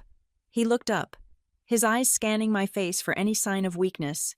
"Morning, Addison," he said. "Morning, Logan," I said, pouring myself a glass of water. I thought about what we discussed last night. He stopped typing. "Oh, yes," I said. "I want to help. The $50,000. The room seemed to quiet down. My mother stopped talking to the florist. My father appeared from the hallway. "I checked my accounts," I said, keeping my voice steady. "I can wire the funds. But there is a catch." Logan's smile tightened. "A catch? I am a compliance officer." "Logan," I said, leaning against the counter, "I can't just wire $50,000 to a personal account without triggering an internal audit at my own firm. They monitor employee transactions. It is a pain, but I have to follow protocol." I saw a flicker of annoyance in his eyes, but he masked it quickly. "So what do you need?" he asked. "I need a paper trail," I said. "I need an invoice, a consulting agreement, something that looks official. If you can generate an invoice from Pierce Consulting Group for strategic advisory services or something similar, I can justify the transfer as a business investment." Logan hesitated. He knew that creating a fake invoice was mail fraud, but he also knew that without it, he wouldn't get the $50,000. Greed was warring with caution in his eyes. "That is irregular," he said. "It is corporate." I shrugged. "If you want the wire to clear by tomorrow, I need the invoice by noon, and I will need you to sign a standard funding agreement. Just a one-pager stating the funds are a loan to be repaid within 60 days. I wasn't asking for a loan agreement to get my money back. I was asking for it because I needed his signature on a document that explicitly linked him to the solicitation of funds. I needed him to commit to the lie in writing." Logan looked at my father. My father nodded encouragingly. "Just give her the paper." "Logan," my father said, "let's get this done." Logan looked back at me. He was calculating. He was wondering if I was stupid or if I was playing him, but his arrogance won out. He looked at my compliance officer persona, the boring, rule-following sister, and he decided he could outsmart me. "Fine," he said. "I will draft something up. You will have it in an hour." "Perfect," I said. I drank my water. I had him. He was going to create a fraudulent invoice. He was going to sign a fraudulent loan agreement, and he was going to email them to me.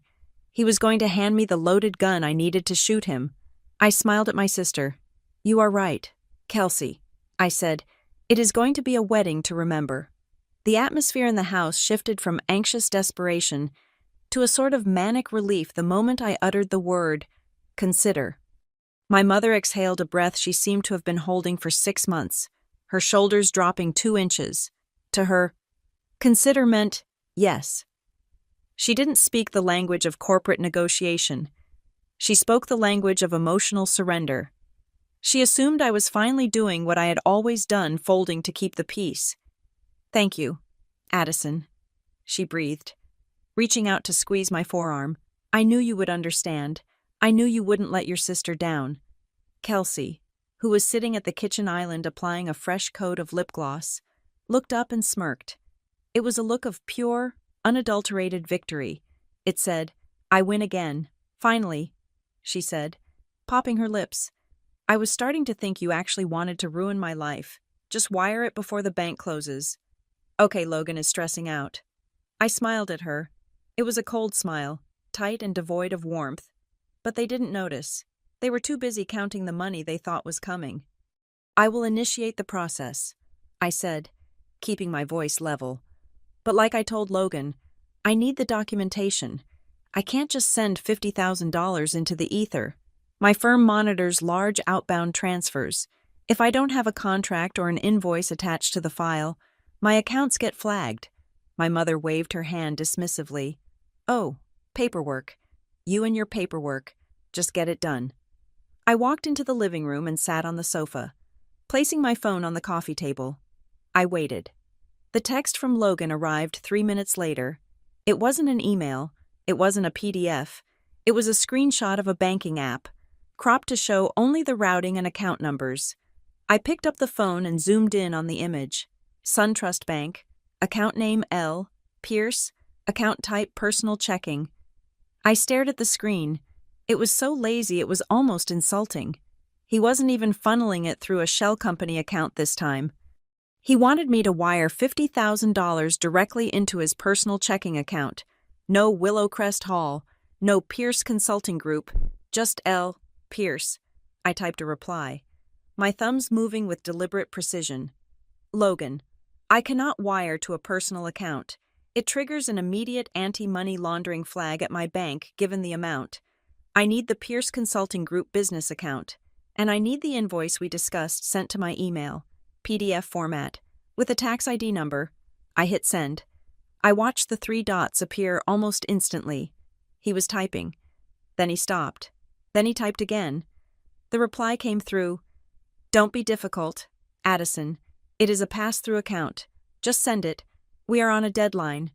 I didn't reply to the text. I put the phone down. I knew exactly what he was doing. He didn't want to create an invoice because an invoice is a legal document. If he created a fake invoice for services not rendered, it was wire fraud. He was trying to keep this informal. He wanted it to look like a gift between family members, something he could walk away from without legal consequence. But I wasn't going to let him walk. I was building a cage. 5 minutes later, heavy footsteps came down the stairs. Logan walked into the living room. The charm was starting to fray around the edges. His collar was unbuttoned, and there was a sheen of sweat on his upper lip. He didn't look like a venture capitalist anymore. He looked like a gambler who had just realized the dice were loaded. Addison, he said, his voice tight. We need to move this. The wire cutoff is in an hour. Then send the email, I said, not looking up from my iPad. He stood over me, casting a shadow. Why are you making this so complicated? It is a family transfer. You are making it sound like a corporate merger, because $50,000 is not a birthday card. Logan, I said, finally meeting his eyes, it is a significant capital transfer. And I am not going to have the IRS auditing me because I sent a lump sum to my sister's boyfriend without documentation. It is for the venue, he snapped. Then have the venue invoice me, I countered. He froze. I can pay Willowcrest Hall directly, I said, offering the solution I knew he couldn't accept. Give me their account number. I will wire the deposit to them right now. Panic flickered behind his icy blue eyes. For a split second, the mask dropped completely. No, he said quickly. We can't do that. The deal is structured through my agency to get the discount. If you pay direct, we lose the 20% off. The lie was so thin it was transparent. Venues don't give discounts for being paid through third-party consulting firms. Then send me the invoice from your agency, I said calmly. He ran a hand through his hair. You are impossible. You know that. You come here. You act like you are saving the day. But you are just throwing up roadblocks. I am following the law. Logan. You are being a bitch, he muttered. He turned and stormed back toward the kitchen. I heard the hushed, angry whispers start up again. Then, my father's voice rose above the rest. I will handle her. My father marched into the living room. His face was a mottled red. He didn't look like the man who had raised me. He looked like a stranger who had been cornered. What the hell are you doing? He demanded. Logan says you are refusing to send the money. I am not refusing, I said, standing up to face him. I am asking for an invoice. You are embarrassing us, he shouted. He pointed a finger at my face. You are humiliating this family. Logan is trying to secure a future for your sister, and you are treating him like a criminal. I didn't flinch. I didn't back down. I looked at my father, really looked at him, and saw the fear beneath the rage. He wasn't angry because I was embarrassing him. He was angry because he was terrified. He was terrified that if the money didn't come, the house of cards would fall, and his own bank fraud would be exposed. I am not embarrassing the family. Dad, I said quietly, I am protecting my name. Your name, he spat. Your name is Holloway. That is the only name that matters. And right now, you are dragging it through the mud. My name is Rivera, I corrected him, and my credit score, which you destroyed, is attached to that name. So excuse me if I want a paper trail before I hand over another $50,000 to the people who forged my signature. He went silent. The mention of the forgery always silenced him. It was the one weapon he had no defense against. He stared at me, his chest heaving. Just do it, Addison, for your mother. She can't take this stress. I am doing it, I said, as soon as I get the email. He threw his hands up in disgust and walked away. But they weren't done. The direct approach had failed, so they switched to the flanking maneuver. 20 minutes later, my phone rang. It was Aunt Beatrice, my mother's older sister, the matriarch of the extended family, a woman who wielded guilt like a scalpel. I stared at the screen. I knew exactly what was happening. My mother had gone into the other room and made the calls. Addison is being difficult. Addison is ruining the wedding. Call her. I picked up. Addison Beatrice's voice was syrupy sweet, but with that underlying edge of judgment. Your mother tells me you are causing a bit of a fuss over the wedding expenses. Hello, Aunt B. I said, now, listen, dear. I know you have your fancy job and your city ways, but we don't treat family like business partners. Your sister deserves this day. Your parents are beside themselves. Don't be selfish. Selfish? There was that word again. I am not being selfish. Beatrice, I said, I am being prudent. Prudent, she scoffed. It is money. Addison, you can't take it with you. Your father has done everything for you. He put a roof over your head, and now, when he needs a little help, you are making demands. It is ungrateful. I let her talk. I let her pour all the standard family scripts into my ear. Ungrateful, cold, money-obsessed. I listened to it all, and I felt nothing. It was like listening to a recorded message from a ghost. When she finally paused for breath, I spoke. Aunt B, I asked, do you have $50,000? Excuse me, do you have $50,000 you can lend Ron and Marianne? Well, no, of course not. I am on a fixed income. Addison, you know that. Okay, I said, but you have a house, right? It is paid off. Yes, her voice became wary. So, here is what I will do, I said. I will draft a co-signing agreement. I will lend the money, but I need a guarantor. If you sign a document putting your house up as collateral to guarantee that Logan uses this money for the wedding and not for his personal debts, I will wire the funds immediately. I looked at my mother. Who is going to sign for this money? Mom, I asked, if I write a check today and Logan runs tomorrow, who is going to pay me back? You, Dad, with what money? The money you already stole from me." "Stop it," she sobbed. "He won't run. He loves her." "Does he?" I asked. "Then why won't he send an invoice? Why won't he let me pay the venue directly?" She had no answer. The house was quiet now. The shouting had stopped. The phone calls had stopped. The reality of the situation was settling in like a heavy fog. They couldn't get the money without the paper. They couldn't give me the paper without admitting the fraud. And they couldn't admit the fraud without destroying the illusion they had sacrificed everything to build. I checked my watch. It was 4 o'clock. The banks were closing. I picked up my bag. "I am going to dinner." I said, "Let me know if Logan figures out how to make a PDF." I walked out of the house. I knew the money wasn't for the wedding. They knew the money wasn't for the wedding, but as I walked to my car, I realized something else. They weren't just afraid of Logan leaving. They were afraid of him staying, because if he stayed, and the money didn't come, the things he knew about them, the secrets they had shared, the documents they had signed together would weaponize against them. I wasn't just fighting a con man. I was fighting a hostage situation, and the ransom was $50,000. I drove away, leaving them in the silence I had created. I needed to prepare for the final act. I needed to make sure that when the truth came out, it didn't just trickle. I needed it to flood. The final 48 hours before the wedding were a masterclass in cognitive dissonance. To the outside world, the house on Oak Creek Drive was the epicenter of joy. Florists arrived in vans, unloading crates of white hydrangeas and blush roses that smelled thick and cloying. A team of decorators draped the front porch in tulle. The mailman delivered the last of the registry gifts in shiny boxes. But inside the walls, the air was toxic.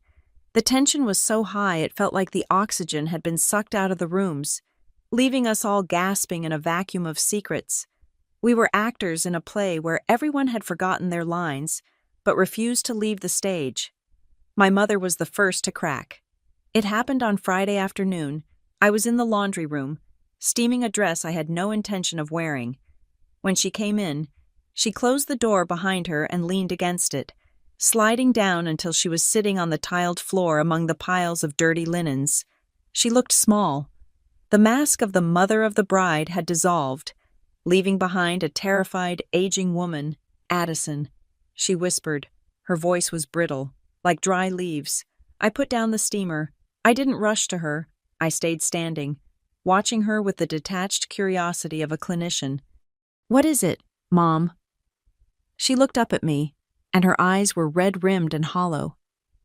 "If you don't help us," she said, the words spilling out in a rush, "we are going to lose the house." It was the first time in 3 days, the first time in my entire life, perhaps, that a member of my family had spoken a sentence that was completely, mathematically true. I stared at her. I knew this. Of course. I had seen the credit report. I knew the home equity line was maxed out. But hearing her say it stripped away the last layer of their denial. "The foreclosure notice?" I asked. She nodded, tears streaming down her face. "We are 3 months behind on the primary mortgage. Addison, not just the line of credit, the actual mortgage. We used the equity line to pay the mortgage for a year. But now the line is empty. Logan said he could fix it." "Logan," I repeated. "He said he had an investment." She continued, her voice trembling. "He said if we gave him access to the equity, he could triple it in 6 months. He said we would pay off the house entirely. He said we would be rich. Addison, we just wanted to be secure. So you let him drain the equity," I said, "and you forged my signature to increase the limit so he could take more. We didn't think it would go this far," she wailed. "He promised the liquidity event was coming. He said this $50,000, this last amount, is to unlock the principal. If he gets this proof of funds, the deal closes on Monday, and he pays everything back. But if he doesn't," she buried her face in her hands, "if he doesn't, the bank takes the house next month. We have nowhere to go. Addison, we will be on the street." I looked at the woman who had raised me. I looked at the woman who had sold my financial soul to buy a lottery ticket from a con man. I felt a pang of pity, but it was distant, like watching a stranger cry in a movie. "He is not going to pay it back." Mom, I said softly, even if I give him the money, he is going to take it and leave. No, she insisted, looking up with desperate delusion. He loves Kelsey. He loves us. He just needs a bridge. She reached out and grabbed the hem of my pants. Please, Addison, save your father. Save me. Don't let us lose everything. I pulled my leg away gently. I am going to save you, I said, but not the way you want. I left her weeping on the floor and walked out to the garage. My father was there, tinkering with a lawnmower that didn't need fixing. It was his way of hiding. He was aggressively polishing a spark plug, his movements jerky and angry. He didn't look up when I entered. Mom told me about the foreclosure. I said, his hands stilled. He didn't turn around. His back was a wall of defensive tension. Your mother talks too much. He grunted. She is scared. Dad, she doesn't see the big picture. He snapped, turning to face me. He pointed the oily rag at me. And neither do you. You think I am stupid? You think I just gave the money away. It was a calculated risk. It was fraud. I said, it was business, he shouted, his voice echoing off the concrete floor. I had a sure thing. Logan showed me the prospectus. The returns were guaranteed. I was trying to build something. I was trying to leave a legacy of debt, I asked. I thought I could turn it around, he yelled, his face flushing purple. I had it under control. If you hadn't come here with your compliance nonsense and your questions, if you had just written the check like a dutiful daughter, we would be fine by Monday. You are the one who is stalling the deal. You are the one putting this family at risk. I stared at him. The mental gymnastics required to blame me for his embezzlement were truly Olympic level. He had gambled the house, stolen my identity, and lost it all. Yet in his mind, I was the villain because I wouldn't pay for his mistake. He wasn't sorry. He was just cornered. You are right. Dad, I said, my voice dangerously calm. I am the one with the power now. I turned and walked away before he could reply. I couldn't listen to his rewriting of history anymore. I went upstairs to the guest room. I needed to pack my bag. I needed to be ready to leave the moment the bomb went off. The door to the room burst open before I could lock it. Kelsey stood there. She was wearing a white silk robe with bride embroidered on the back in rhinestones. Her phone was in her hand. The camera lens pointed at me. Smile. You traitor, she hissed. She wasn't recording, but her thumb was hovering over the screen. What do you want? Kelsey, I asked, throwing a shirt into my suitcase. I want you to stop holding my wedding hostage, she said.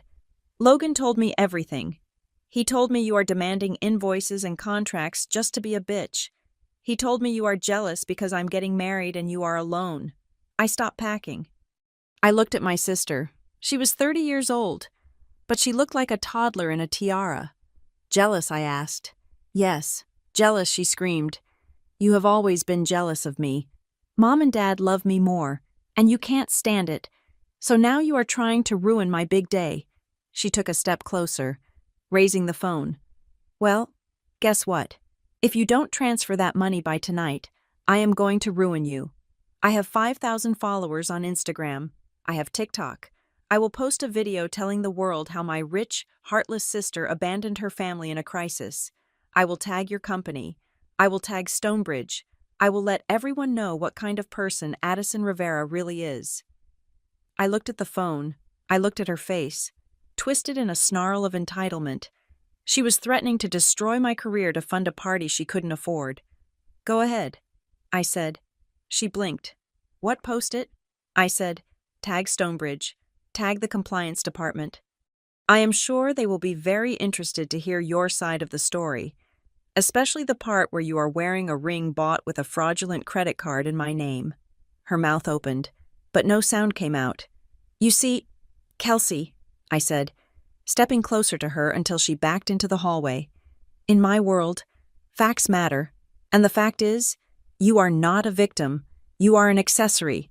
So go ahead, post the video.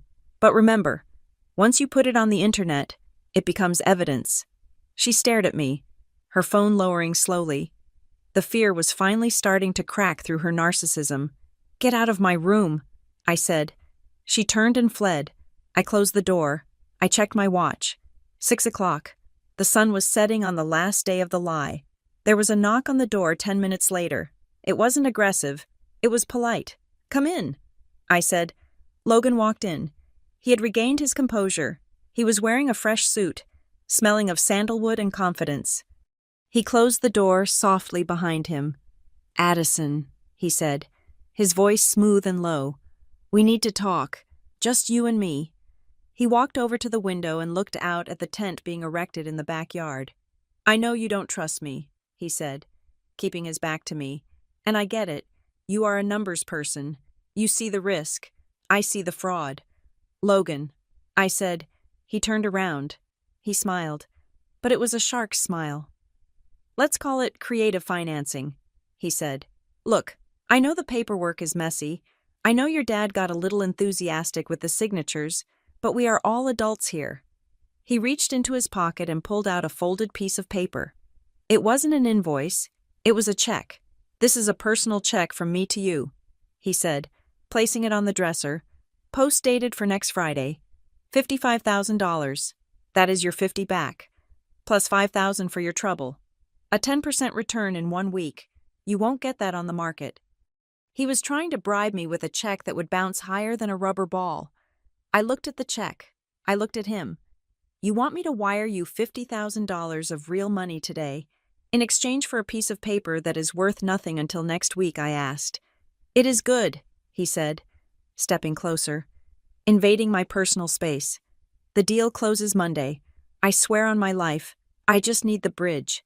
Addison, if you do this, everyone wins. Your parents keep the house. Kelsey gets her wedding. You get a profit. And I go away." He paused, letting the implication hang in the air. "You go away?" I asked. "After the wedding," he said. "We move to Austin. You never have to see me again. I take the debt with me. I fix it all. But if you don't send the money well, I can't fix what is broken. And your parents fall with me." It was the final leverage. He was offering me a clean break. Pay me off, and I will leave quietly. I knew he was lying. He wouldn't pay off the house. He would take my $50,000, marry my sister to secure the spousal privilege so she couldn't testify against him, and then vanish, leaving the debt behind. But I needed him to think I was buying it. I needed him to stay in Briar Hollow for exactly 24 more hours. I looked at the check again. I picked it up. "Okay," I said. He exhaled, his shoulders sagging with relief. "You will wire it?" "No," I said. "It is too late for a wire today. The banks are closed, and the weekend cutoff has passed." His face hardened. "Then I will bring a cashier's check," I said. "I will go to the bank branch in Columbus first thing tomorrow morning. I will get a certified cashier's check for $50,000. I folded his useless check and put it in my pocket. "I will bring it to the wedding. Logan, I will hand it to you before the ceremony. That way, you know the money is real, and I know you are actually showing up to marry my sister." He studied my face. He was looking for the lie, but I was a compliance officer. My face was a blank spreadsheet. Before the ceremony, he asked, "In the bridal suite?" I said, "At Willowcrest Hall, noon sharp." He nodded slowly. He did not like it, but he had no choice. He needed the money, and he believed his own charm was enough to keep me in line. "Deal," he said. He walked to the door. "You are making the right choice." "Addison," he said, "family first." He left. I waited until I heard his footsteps fade down the hall. Then I pulled out my phone and dialed the number for the process server I had located in Columbus. His name was Hank. He was a retired cop who charged double for weekends, and he was worth every penny. "Hank," I said, "it is Addison Rivera. We are a go." "You have the location?" Hank asked. His voice was gravel and business. "Willowcrest Hall," I said. "Noon tomorrow. The groom's holding room, and the documents, I have them," I said. I spent the morning printing them at the business center in town. The affidavit of identity theft, the police report number, the civil lawsuit for fraud and unjust enrichment, and the letter from Stonebridge's legal department notifying the bank of the investigation. "That is a heavy stack," Hank noted. "It is everything." I said, "I will meet you in the parking lot at 11:30. I will hand off the packet. You serve him when I give the signal. What is the signal? I will hand him an envelope, I said. He will think it is money. When he opens it and realizes it isn't, that is your cue. Copy that. See you tomorrow. I hung up.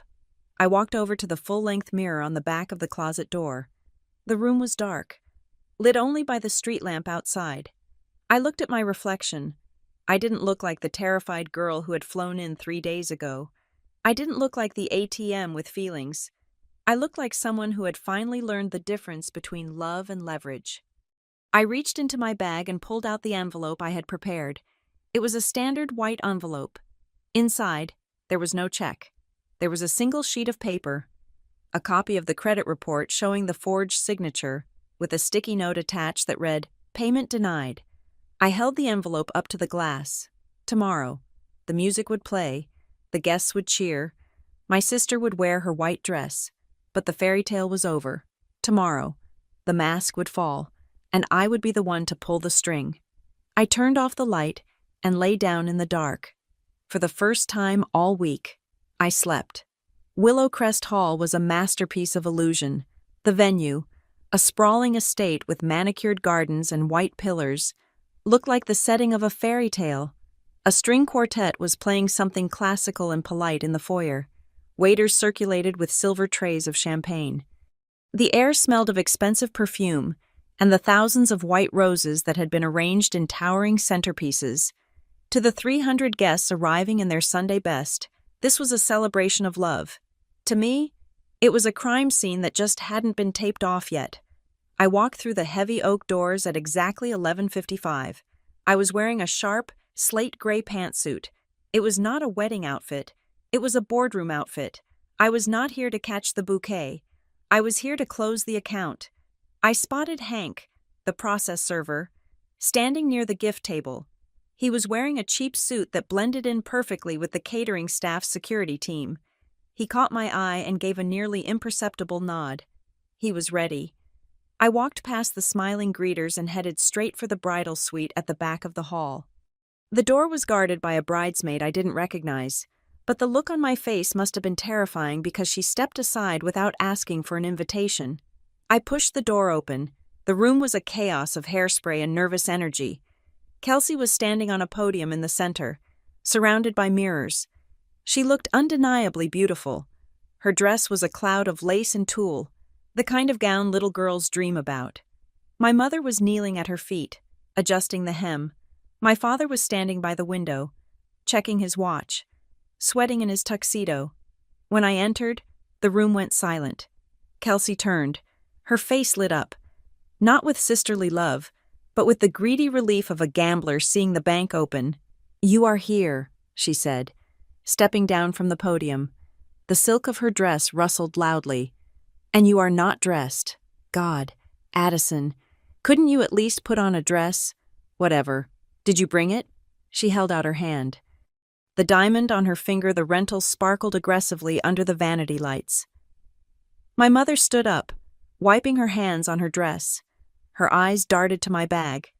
"Addison, thank goodness. We were getting worried. Logan is pacing in the groom's room. He says the wire has to be initiated before the ceremony starts, or the vendors will leave." The lie was so tired, it didn't even make me angry anymore. I walked forward. I stopped 3 feet away from them. I looked at my father, who was refusing to meet my eyes. I looked at my mother, who was trembling, and I looked at Kelsey, who was smiling that winner's smile. "I brought what you wanted," I said. My voice was calm, carrying over the hum of the air conditioning. "I brought the paperwork." I reached into my bag and pulled out a thick manila envelope. It wasn't the cashier's check they were expecting. It was the dossier I had compiled with my lawyer and the fraud investigators at Stonebridge. Kelsey snatched it from my hand. "Finally," she said. She ripped the flap open. She was expecting a check for $50,000. She pulled out the stack of papers. The first page wasn't a check. It was a photocopy of the home equity line of credit application, the one with the forged electronic signature. "What is this?" Kelsey asked, frowning. "Keep reading," I said. My mother leaned in. She saw the document. All the blood drained from her face, leaving her looking like a wax figure. The The second page was a letter from Stonebridge Risk and Compliance, on official letterhead, addressed to Centurion Home Lending and the 3 major credit bureaus. The subject line was bold and underlined, affidavit of identity theft and unauthorized debt origination.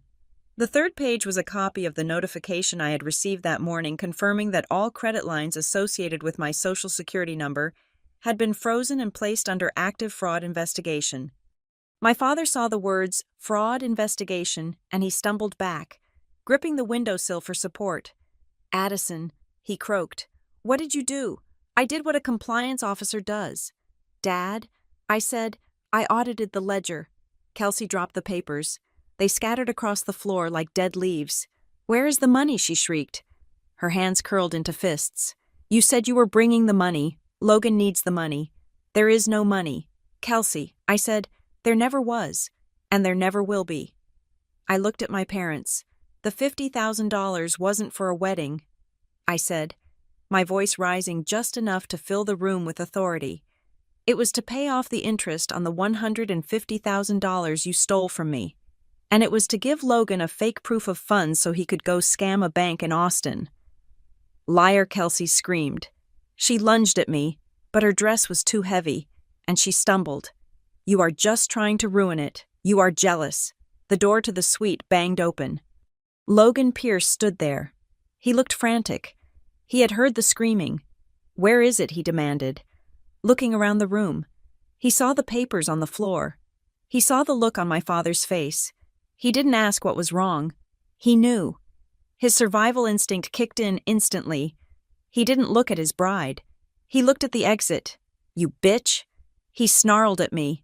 He stepped forward, his hands reaching out as if he wanted to strangle me. "You actually did it. You froze the accounts." I didn't flinch. I stood my ground. "I froze everything."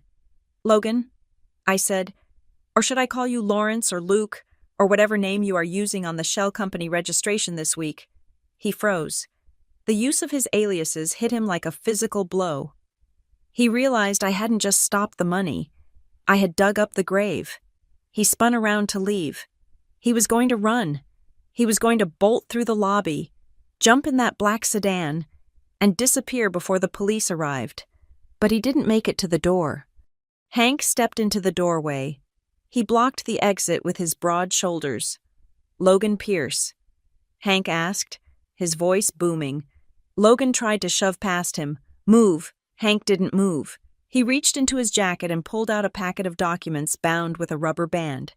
He slapped them against Logan's chest. "You are served," Hank said. Logan instinctively grabbed the papers. Civil suit for fraud, unjust enrichment, and identity theft. Hank recited the script, and a restraining order on behalf of Addison Rivera. The hallway behind Hank was filling up with curious guests. They had heard the shouting. They saw the groom trying to flee. They saw the strange man serving legal papers. The whispers started like the buzzing of angry bees. "Is that a lawsuit? Is he being arrested?" Logan looked at the papers, then at me. His face was a mask of pure hatred. "You think this stops me?" he hissed. "I will deny everything. Your parents signed those loans. They are the ones going to jail, not me." I looked at my parents. My mother was sobbing on the floor. My father was staring at his hands, defeated. "They might," I said, "and that is a tragedy. But they won't go down alone, because I gave the FBI the email chains where you instructed them on how to forge the signatures." I turned to Kelsey. She was standing in the middle of the room, looking from Logan to me, her fairy tale dissolving into a nightmare. She looked confused, like a child who wakes up in a strange house. "Kelsey," I said. I walked over to her. I pulled my phone out of my pocket. There was one last thing I had to do, the cruelest kindness. I opened an email I had received from Marcus in investigations late last night. It was a recovered file from one of Logan's old laptops, obtained through a shared database of fraud evidence. "Look at this," I said, holding the screen up to her face. It was a spreadsheet, a lead list for potential targets. There were names, net worth estimates, and notes. Row 14 was highlighted. Target Kelsey Holloway, profile insecure, attention-seeking, family has untapped equity, strategy, Love bomb. Isolate from skeptical sibling. Extract maximum value via wedding costs, dowry. Exit strategy. Post-wedding liquidity event. Kelsey read the words. Insecure. Attention-seeking. Untapped equity. She didn't scream this time. She didn't fight. She just stared at the screen, her mouth opening and closing silently. He didn't pick you because he loved you, I said, my voice soft but unyielding. He picked you because you were easy. He picked you because he knew Dad had equity and Mom had no backbone. You weren't the bride. Kelsey, you were the mark. Kelsey looked up at Logan. Is it true? She whispered. Logan didn't answer. He was busy trying to shove the legal papers into his pocket, looking for a side exit. He didn't even look at her. His silence was the loudest confirmation in the world. Kelsey made a sound that I will never forget, a low, animal keen of pure heartbreak. She sank to the floor in her $20,000 dress, the white tulle billowing around her like a collapsing parachute. The room was silent except for her weeping and the distant sound of the string quartet playing Canon in D for a ceremony that would never happen.